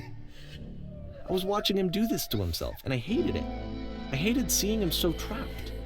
It's like, video games are not worth this amount of suffering.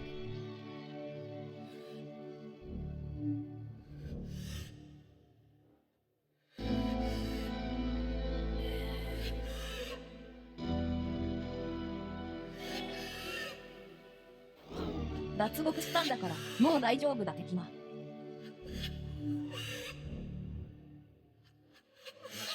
あの時の電話の内容のメッセージ。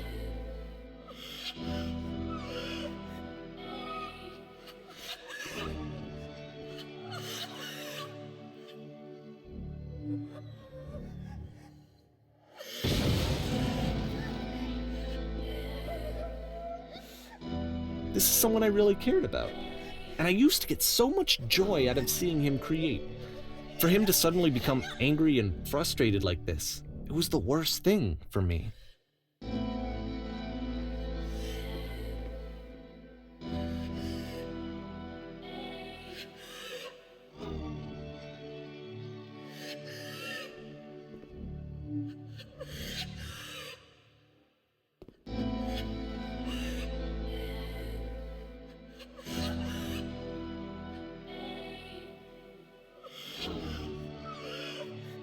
電話でかけてきて安心させてくれてるっての止まるか。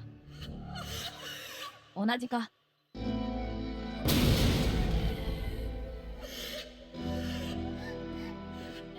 I don't know. This is what I felt at the time. I don't know how else to explain it. I wanted it to stop more than anything. I had never felt so rotten. I needed more than I had ever needed anything for this to stop. "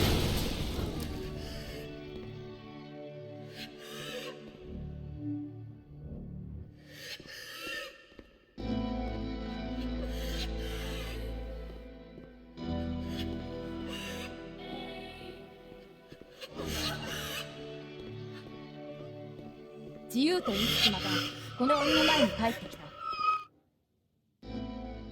But it didn't stop. After finishing this one, Coda takes another 7 months and comes up with a new game. だんだん感覚が広がってきてる。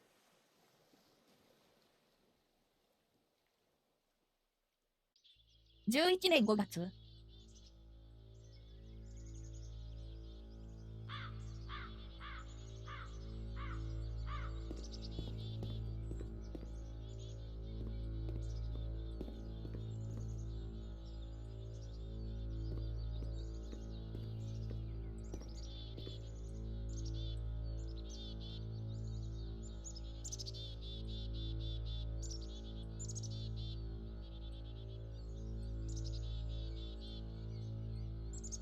小走り田中エンジン捕まえないで。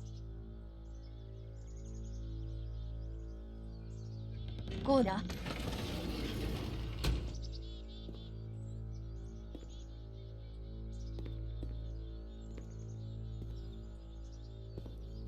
めっちゃ幼いんだ。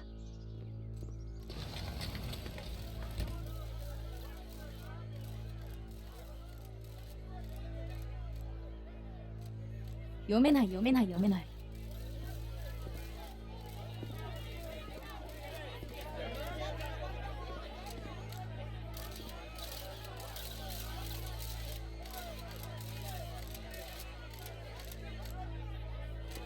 この文字だけ解体量と結構好き。以上と異常頭。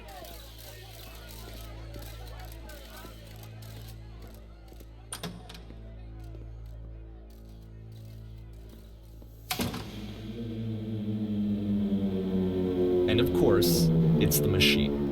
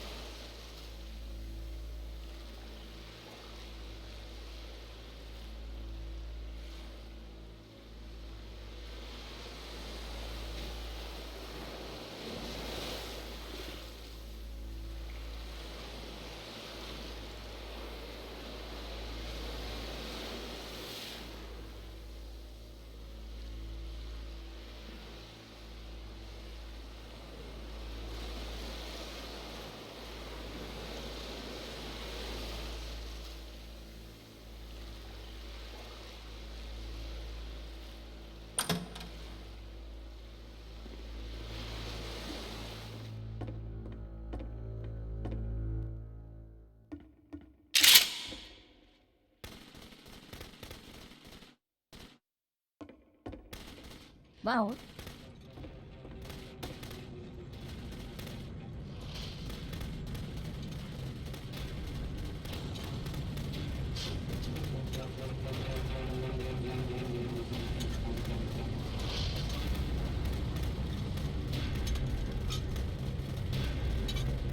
So now the work is becoming self-destructive.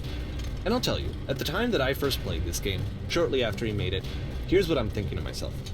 I'm thinking that code is stuck in his own head, and that it's having a very negative effect on him, and that all he needs to do is just start showing his work to people, to get some actual feedback on his games. It might get him out of isolation. And so, as I'm thinking this, I realize that I could be the one to initiate it. Because it would never occur to Coda to start actively soliciting feedback, so what if I did it for him? If he could see the difference it would make to have more actual conversations with other human beings, would that bring him out of his mental spiral? Would it give him confidence in himself? Would it bring meaning back into his work?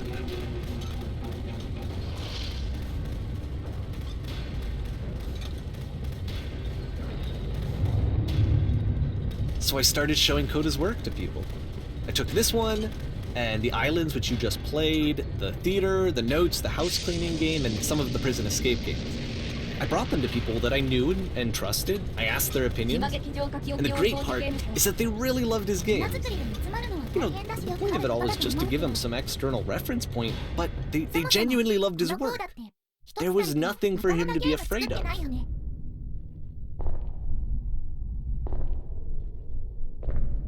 そうだね。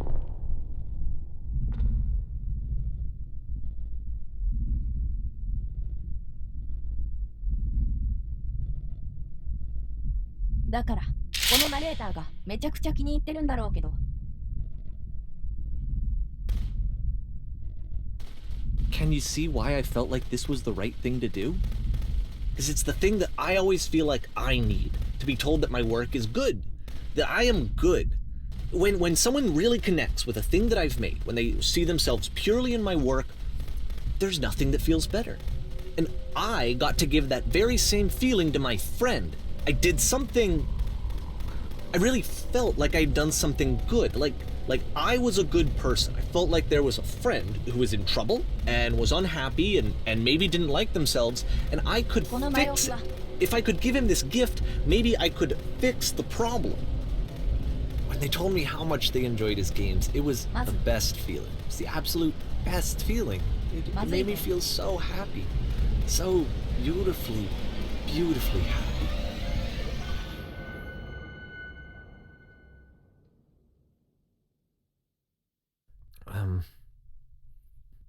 So anyway, Coda finishes this game, and then really he just kind of takes off for a while. So this is June of 2011, and I didn't hear anything from him for several weeks, I guess. And so out of nowhere, one day I get an email, and it's got a private link to a new game of Coda's. This one is called The Tower, and to my knowledge, it's the last game that Coda ever made. 最後 So let's take a look.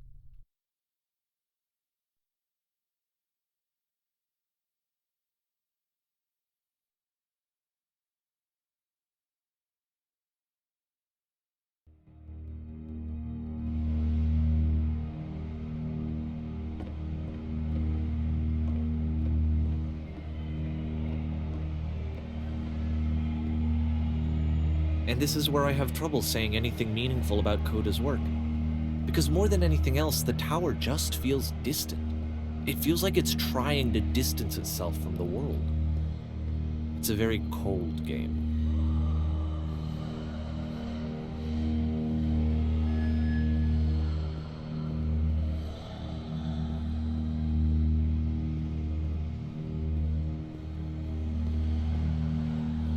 This room actually has a maze in it.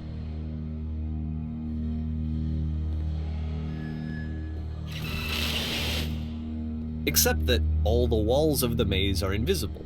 And then every time you touch one of the walls, there's this awful flashing and noise, so the experience is really miserable. The game goes beyond not being meant to be played, it actually seems to despise the player for trying to play it at all.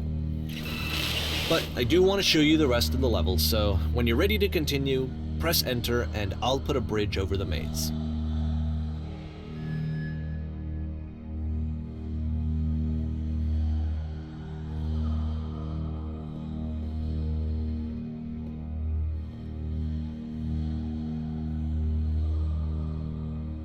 スタンリーパラブルで見覚えのあるカフェ。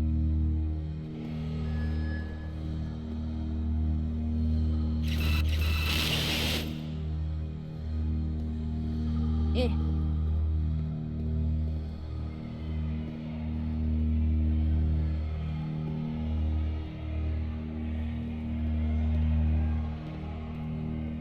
And to be fair, it's not like this is the first game that's needed some modification to be playable. Like the house cleaning game. You know, that one used to actually loop the cleaning chores and you just cleaned a house forever. I had to cut it off so that you could exit the house and the game would actually end. But that game had an idea that it was actually trying to communicate. What's the deeper idea behind the invisible maze?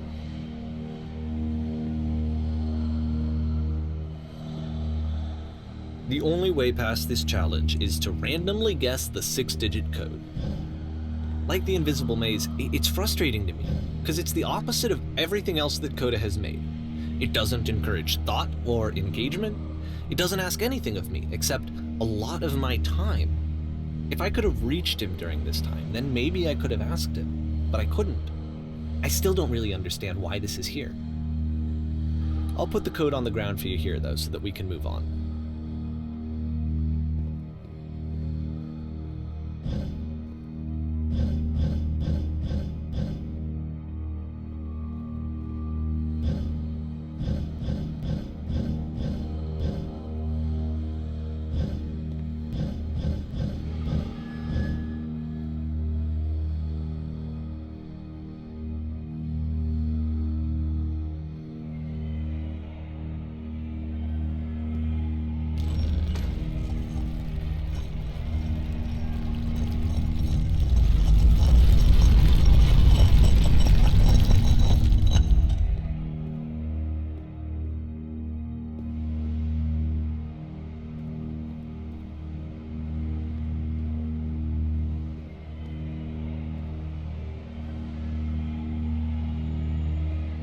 The switch to open this door is actually on the other side of the door, meaning that it's literally impossible to solve from this side. So even if you somehow brute forced your way through the first 2 challenges, and you got to this point, there's actually just no way to progress. And it's scary for me, the idea of Coda cutting himself off entirely, just saying, you know, that's it, that's the end of the conversation, not giving me any way to fix the problem. I feel like a failure, I guess, when I can't fix the problem.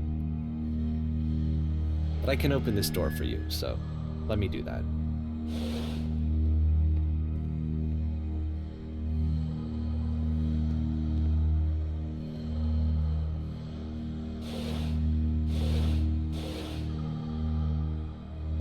Was I a failure for not understanding this game?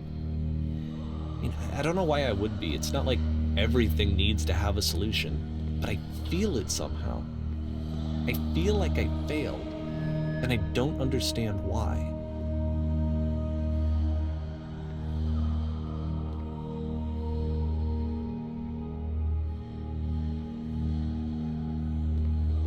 I remember, it's June of 2011, I'm playing this for the very first time, and as I'm playing, I'm thinking to myself, I don't know this person. I have no idea who this person is. It wasn't the guy I knew, it wasn't my friend. I had come to so many conclusions from looking at all of his work up to this point, and then suddenly none of them...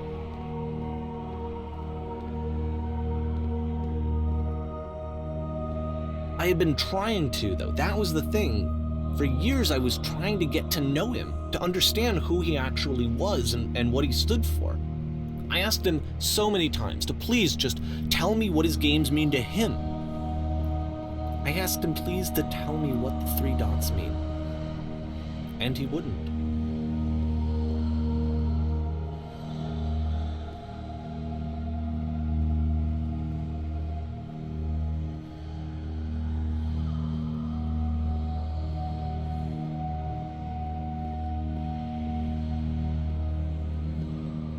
I just felt so strongly that if I could have connected with him, that if I could have somehow made his work my own, that I would finally be once and for all happy. It was that I needed to see myself in someone else. I needed to be someone other than me. But he stopped and left, and it felt somehow like ここまで I 見え had た前のパ failed. ズルを見えなくなったね。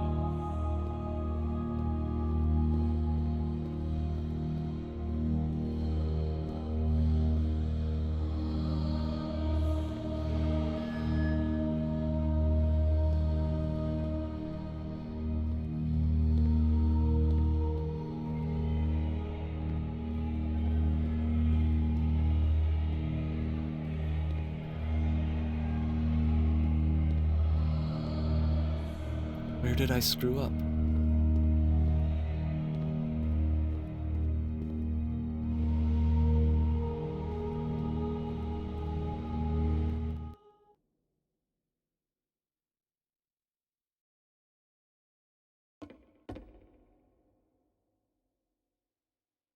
I'm the reason that you stopped making games, aren't I? It's because of what I did.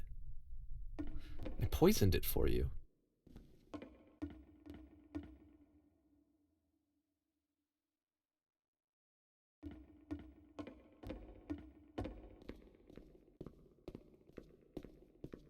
I don't think I ever told you this, but when I took your work and I was showing it to people, it actually felt... it felt as though I were responsible for something important and valuable.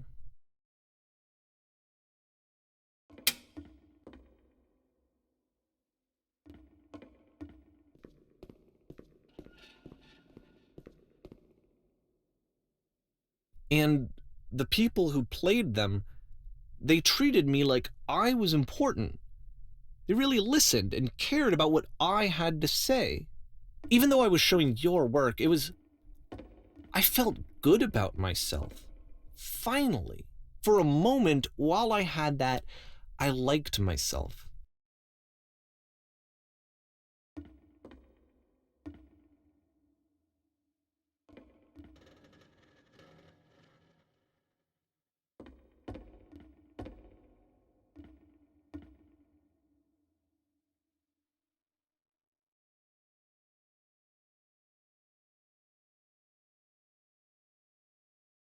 「あれって、こう、だが毎回置いてたんじゃないんだ。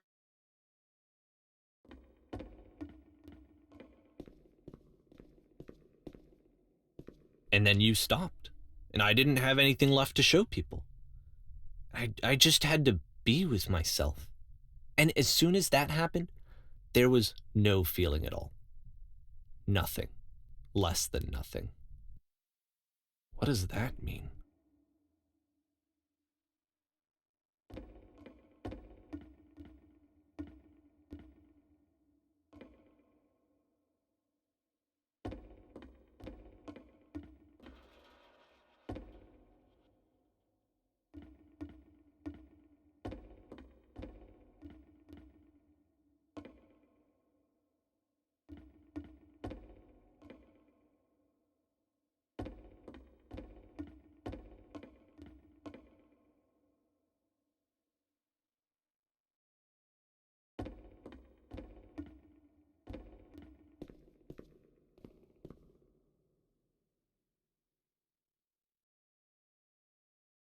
これだけ言われて、なお、こういうゲーム作って公開してるんだよなナレーターの人。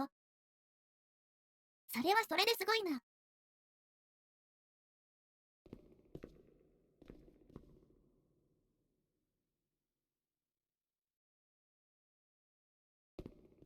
この後に何かがあるんだろうと思いたいんだけど。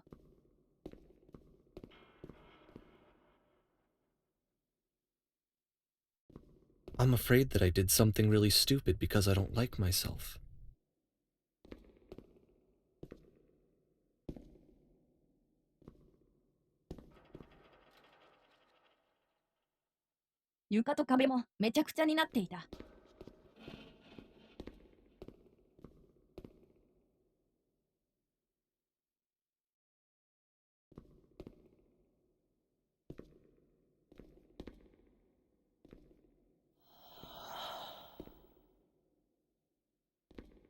That's why I'm releasing this collection of your work, is because I haven't been able to find any other way to reach you.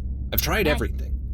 And so a part of me has hope that if I put this compilation out into the world, and if I put my name on it, that maybe enough people will play it so that it'll find its way to you, so that I can tell you that I'm sorry. I know I screwed up. If I apologize to you truly and deeply, will you start making games again? Please, I need to feel okay with myself again. And I always felt okay as long as I had your work to see myself in. I mean, is something wrong with me? Because I know that I did an awful thing, and I'm doing it again right now. Like, I'm showing people your work, but I can't stop myself from doing it. That's how badly I need to feel something again, like I'm an addict. There has to be something wrong with me. Can I apologize? What if I tell you I was wrong? Will that work? Will that fix it? I don't know. I don't think it will, but there's nothing else that I can do. Just tell me what you want. I'm sorry. I'm sorry. Please, start making games again. Please help me. Please give me some of whatever it is that makes you complete. I want whatever that wholeness is that you just summoned out of nothing and you put into your work. You were complete in some way that I never was. And I want to know I want to know how to be a good person. I want to know how not to hate myself. Please. I'm fading, and all I want is to know that I'm going to be okay.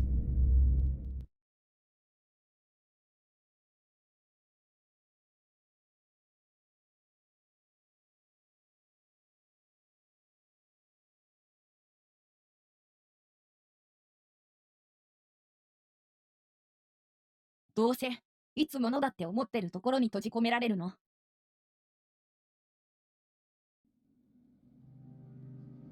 ほんと。うまいうまい。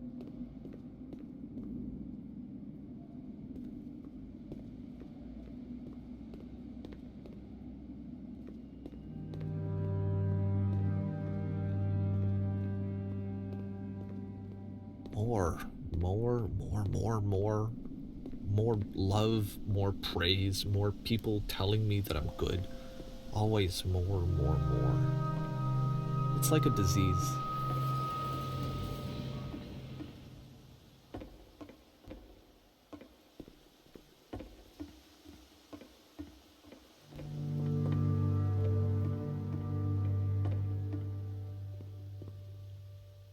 小走り田中エンジン」狂っているのはコーダではなくナレーターであったか。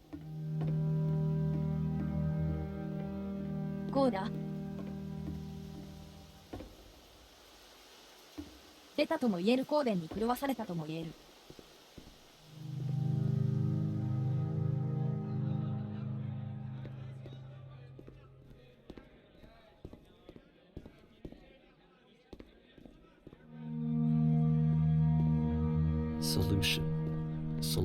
Solution.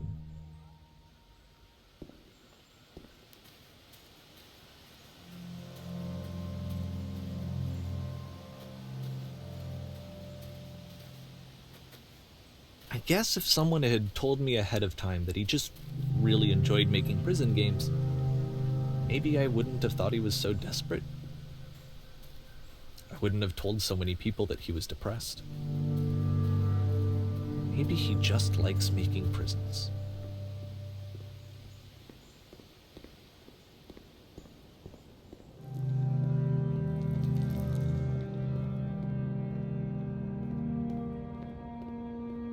Even now, the disease is telling me to stop. Don't show people what a shitty person you are. They'll hate you.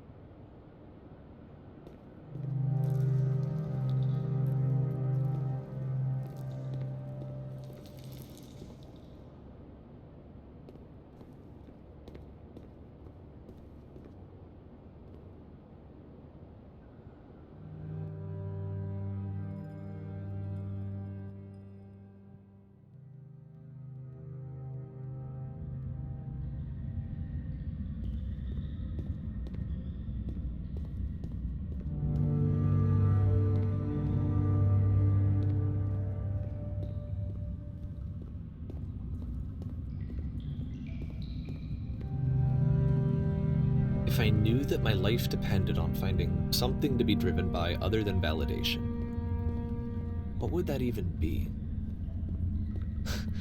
It's strange, but the thought of not being driven by external validation is unthinkable. Like, I actually cannot conceive of what that would be like.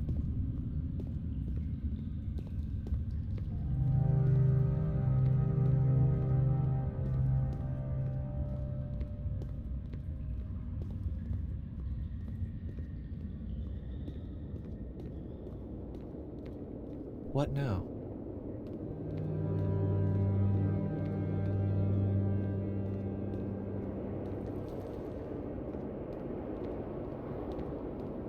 I think I need to go. And I'm sorry, because I know that I said that I would be here and I would walk you through this, but I'm starting to feel like I have a lot of work to do.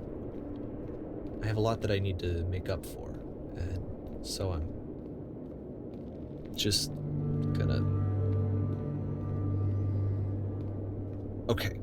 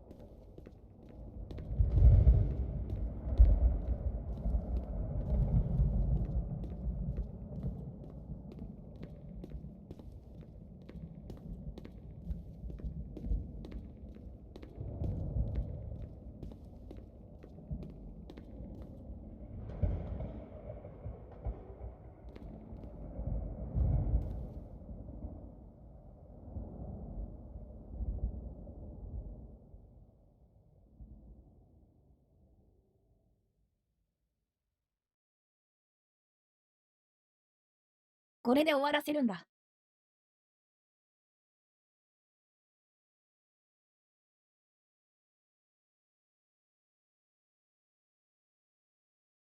横峰。飛んでいくのか。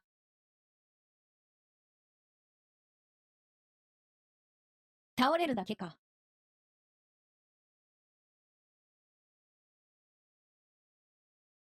鮭の。さてどっちだ。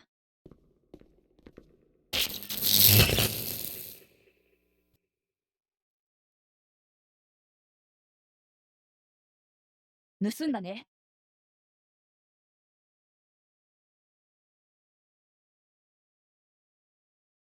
飛んだ飛んだ。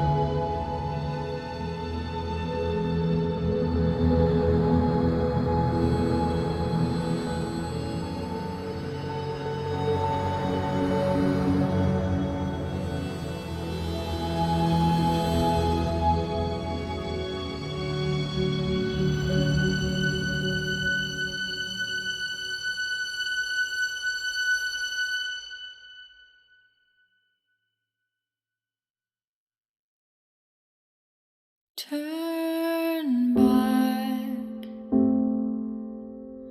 turn back from this cave.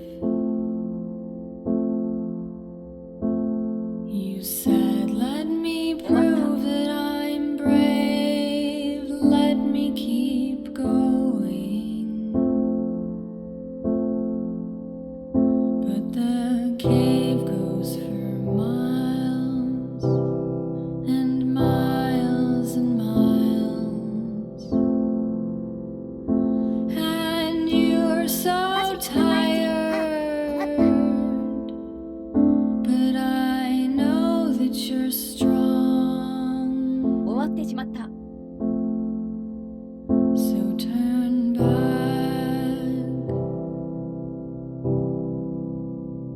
turn back.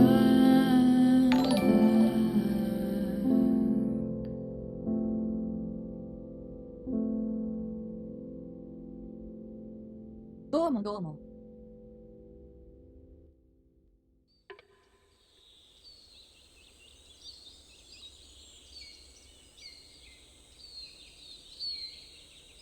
本当に終わっちゃったよ。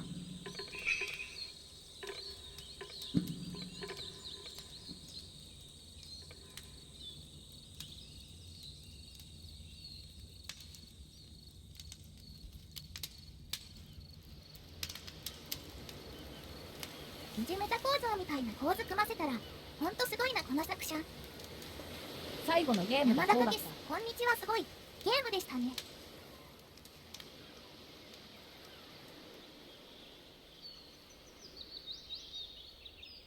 いいゲームだったね。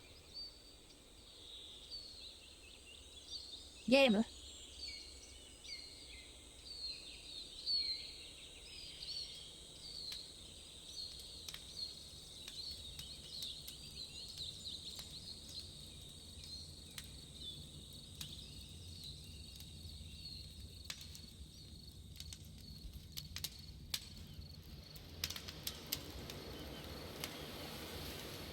コーラが作った最後のゲームがど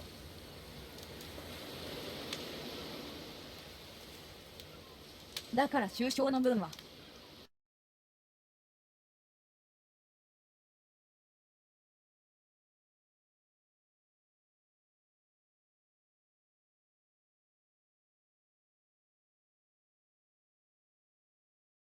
デイリーが作った。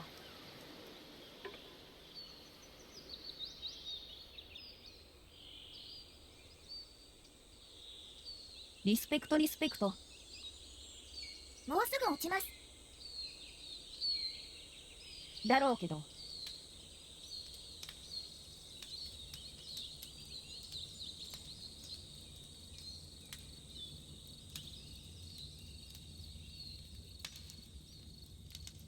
問題は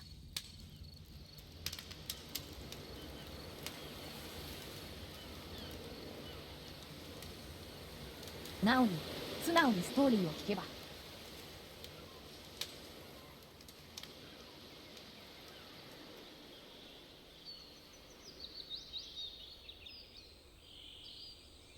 デイビーと小歌のすれ違いと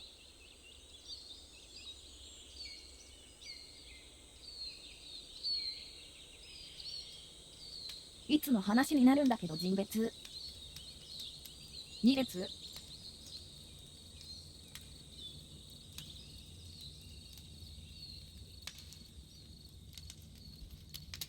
ただスタンリー・パラブルの作者っているだけで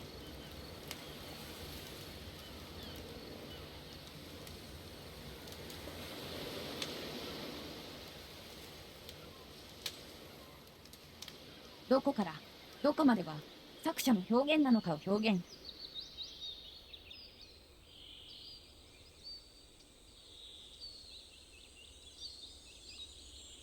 狂った言葉表現狂った言葉で表現表現なのか考えないといけないのだ。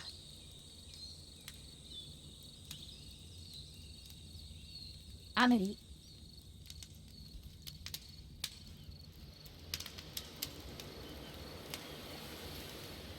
だから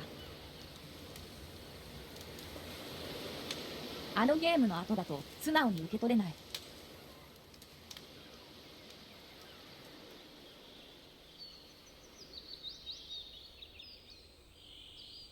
ただただ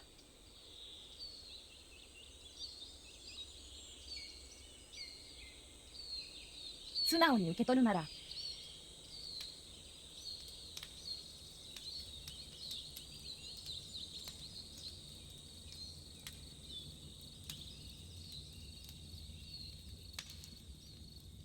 愛して絶賛されるぐらいの変なゲームを作れる公開して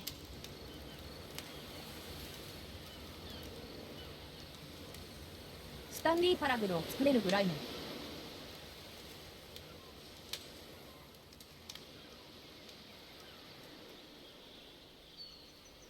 おそらく本人も変なゲームが好きな人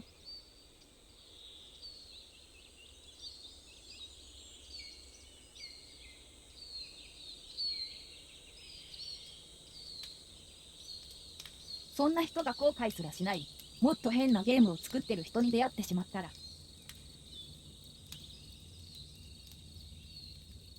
スレッドが落ちました。ライブを停止します。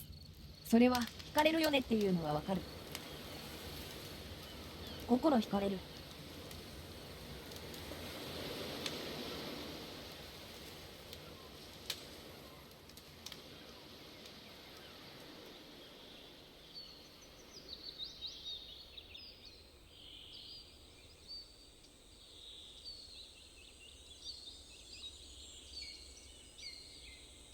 変なゲームをつけるやつがいるんだぞって。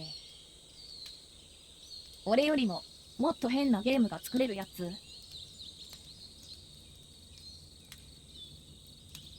嬉しくなっちゃうよね。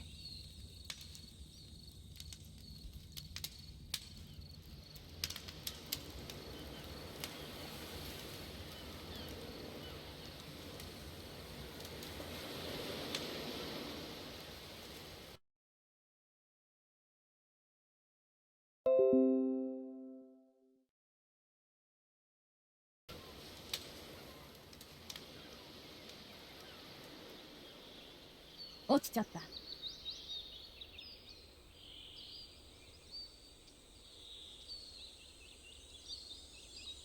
もうちょっとだけ感想。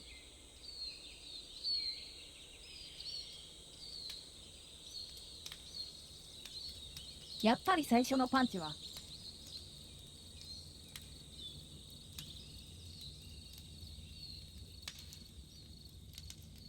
チャプター1の死んだらバグで浮いちゃった時に見えるメールだよね。迷路。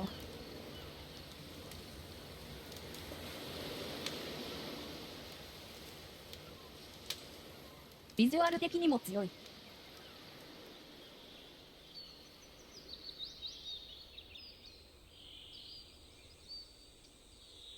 作るゲームからいろんなものを不快にしようと思っちゃう気持ちもあれでよくわかる。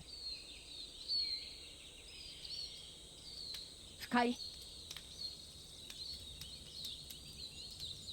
読みしよう。深読み。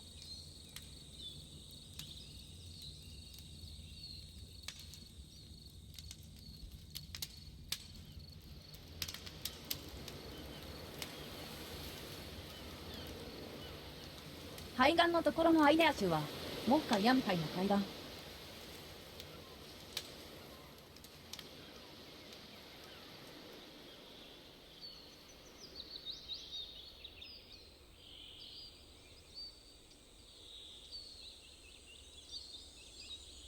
一番好きなところは買い物メールのところかな。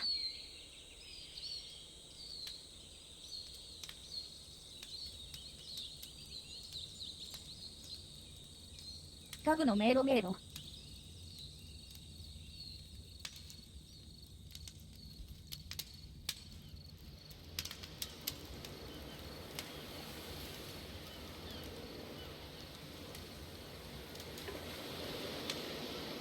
もう一回アイデア使いに行こう。Oftentimes, Coda would put bizarre titles like this one at the start of his games.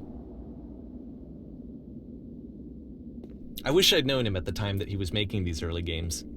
He would really only talk to me about his work as he was making it.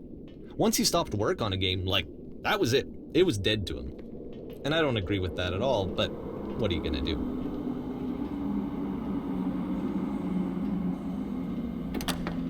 Once you've been slowed to an absolute crawl, the door at the top of the stairs opens. So why, if Coda's not showing these games to anyone, why bother opening the door at all? Well, to show you, I'm modifying the game here so that when you press enter, it'll bring you back up to full speed so you can enter the door for yourself.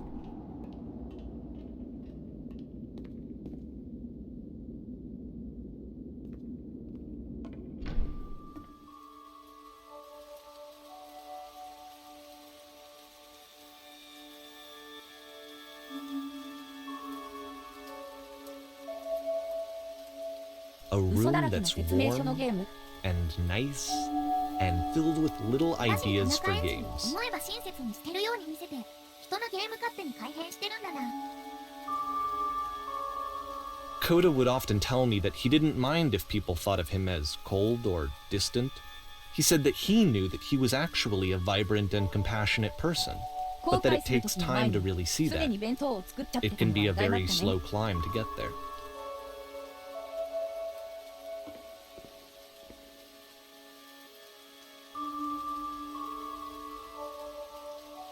弁当元気。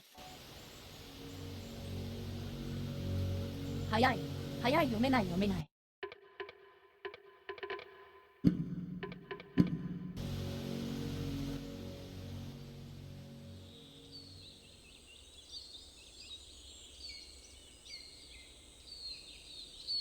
後でペットで確認しよう。クリップで確認しよう。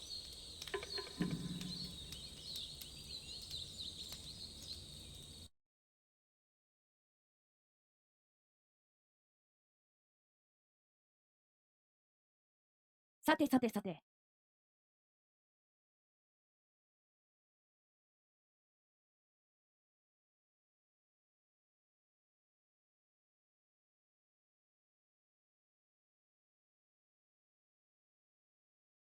これがフィクションな小のかノンフィクショ走り田中エンジンンなのか。伝統をつけないで欲しいっていうのは実際にオブジェクトを置くなって意味じゃなくて勝手にゲームに終着点を設定するなって意味かと思った。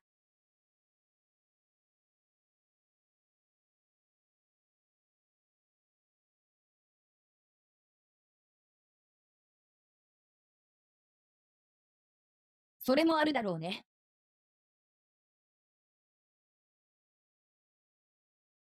一番の問題は、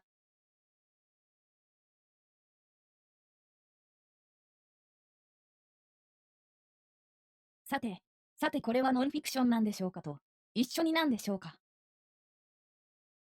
フィクションなんでしょうか。フィクション。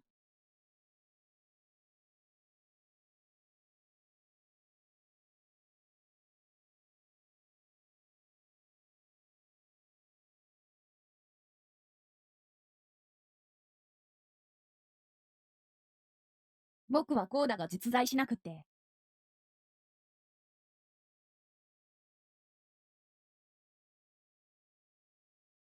デイジーが作った。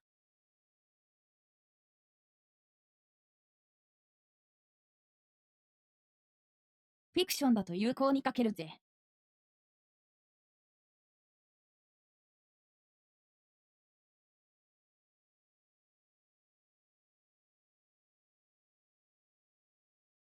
エイルさん、ミヤちゃん、こんばんは。そこを調べるのは宿題にしよう。1はこんばんは。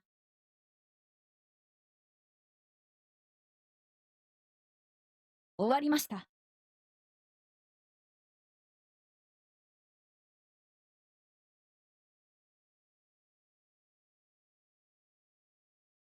今は本当にこのゲームを作った人がいるのかいないのかというのを考えています。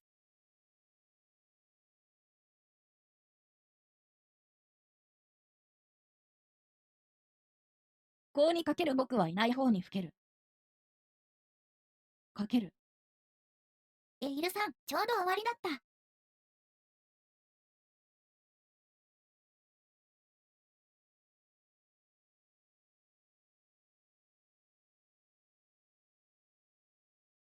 ポイント賭博とかもやってみたいんだけど、これ、次回まで持ち越しってできないんだよね。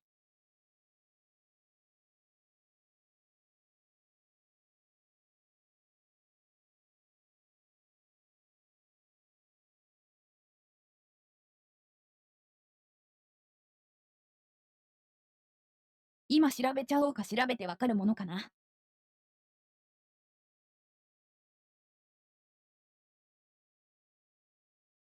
いやいや余韻を楽しむために持ち帰りしましょう。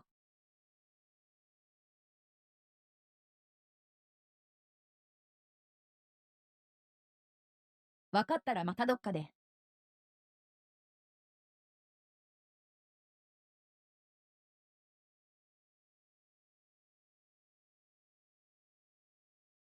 今日スレッドが落ちて長いし、今日はここまで。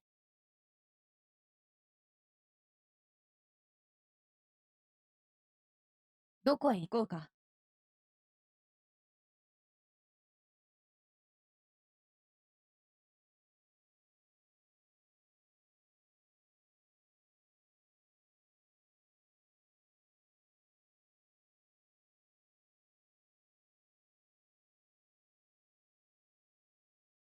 山田カキス、お疲れ様でした。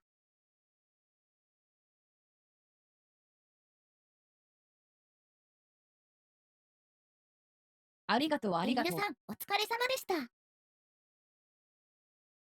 小走田中エンジン、おつっつ。そうつきゆきはな、お疲れ様なのじゃ。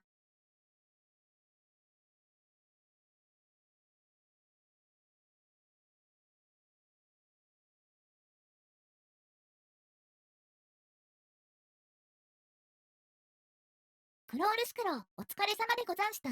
何か昔の自分だったら、どう感じて読み取ったかとか考えちゃいますね。ワクワク、お疲れ様でした。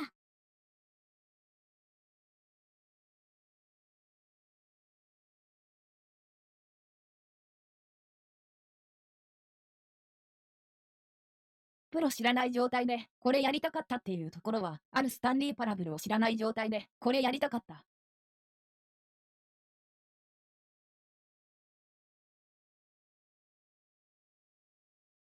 あれやった後は、どうすれても疑っちゃうわ。あれをやった後なら、すべてを疑ってしまう。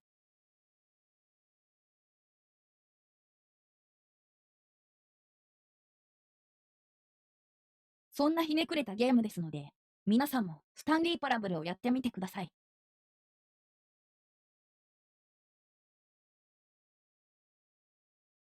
僕あれ大好き。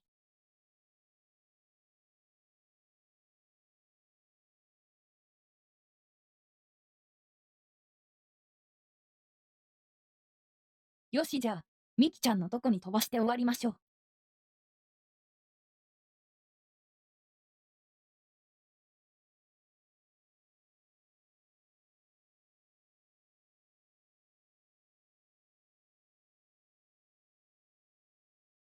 バイバイまたね。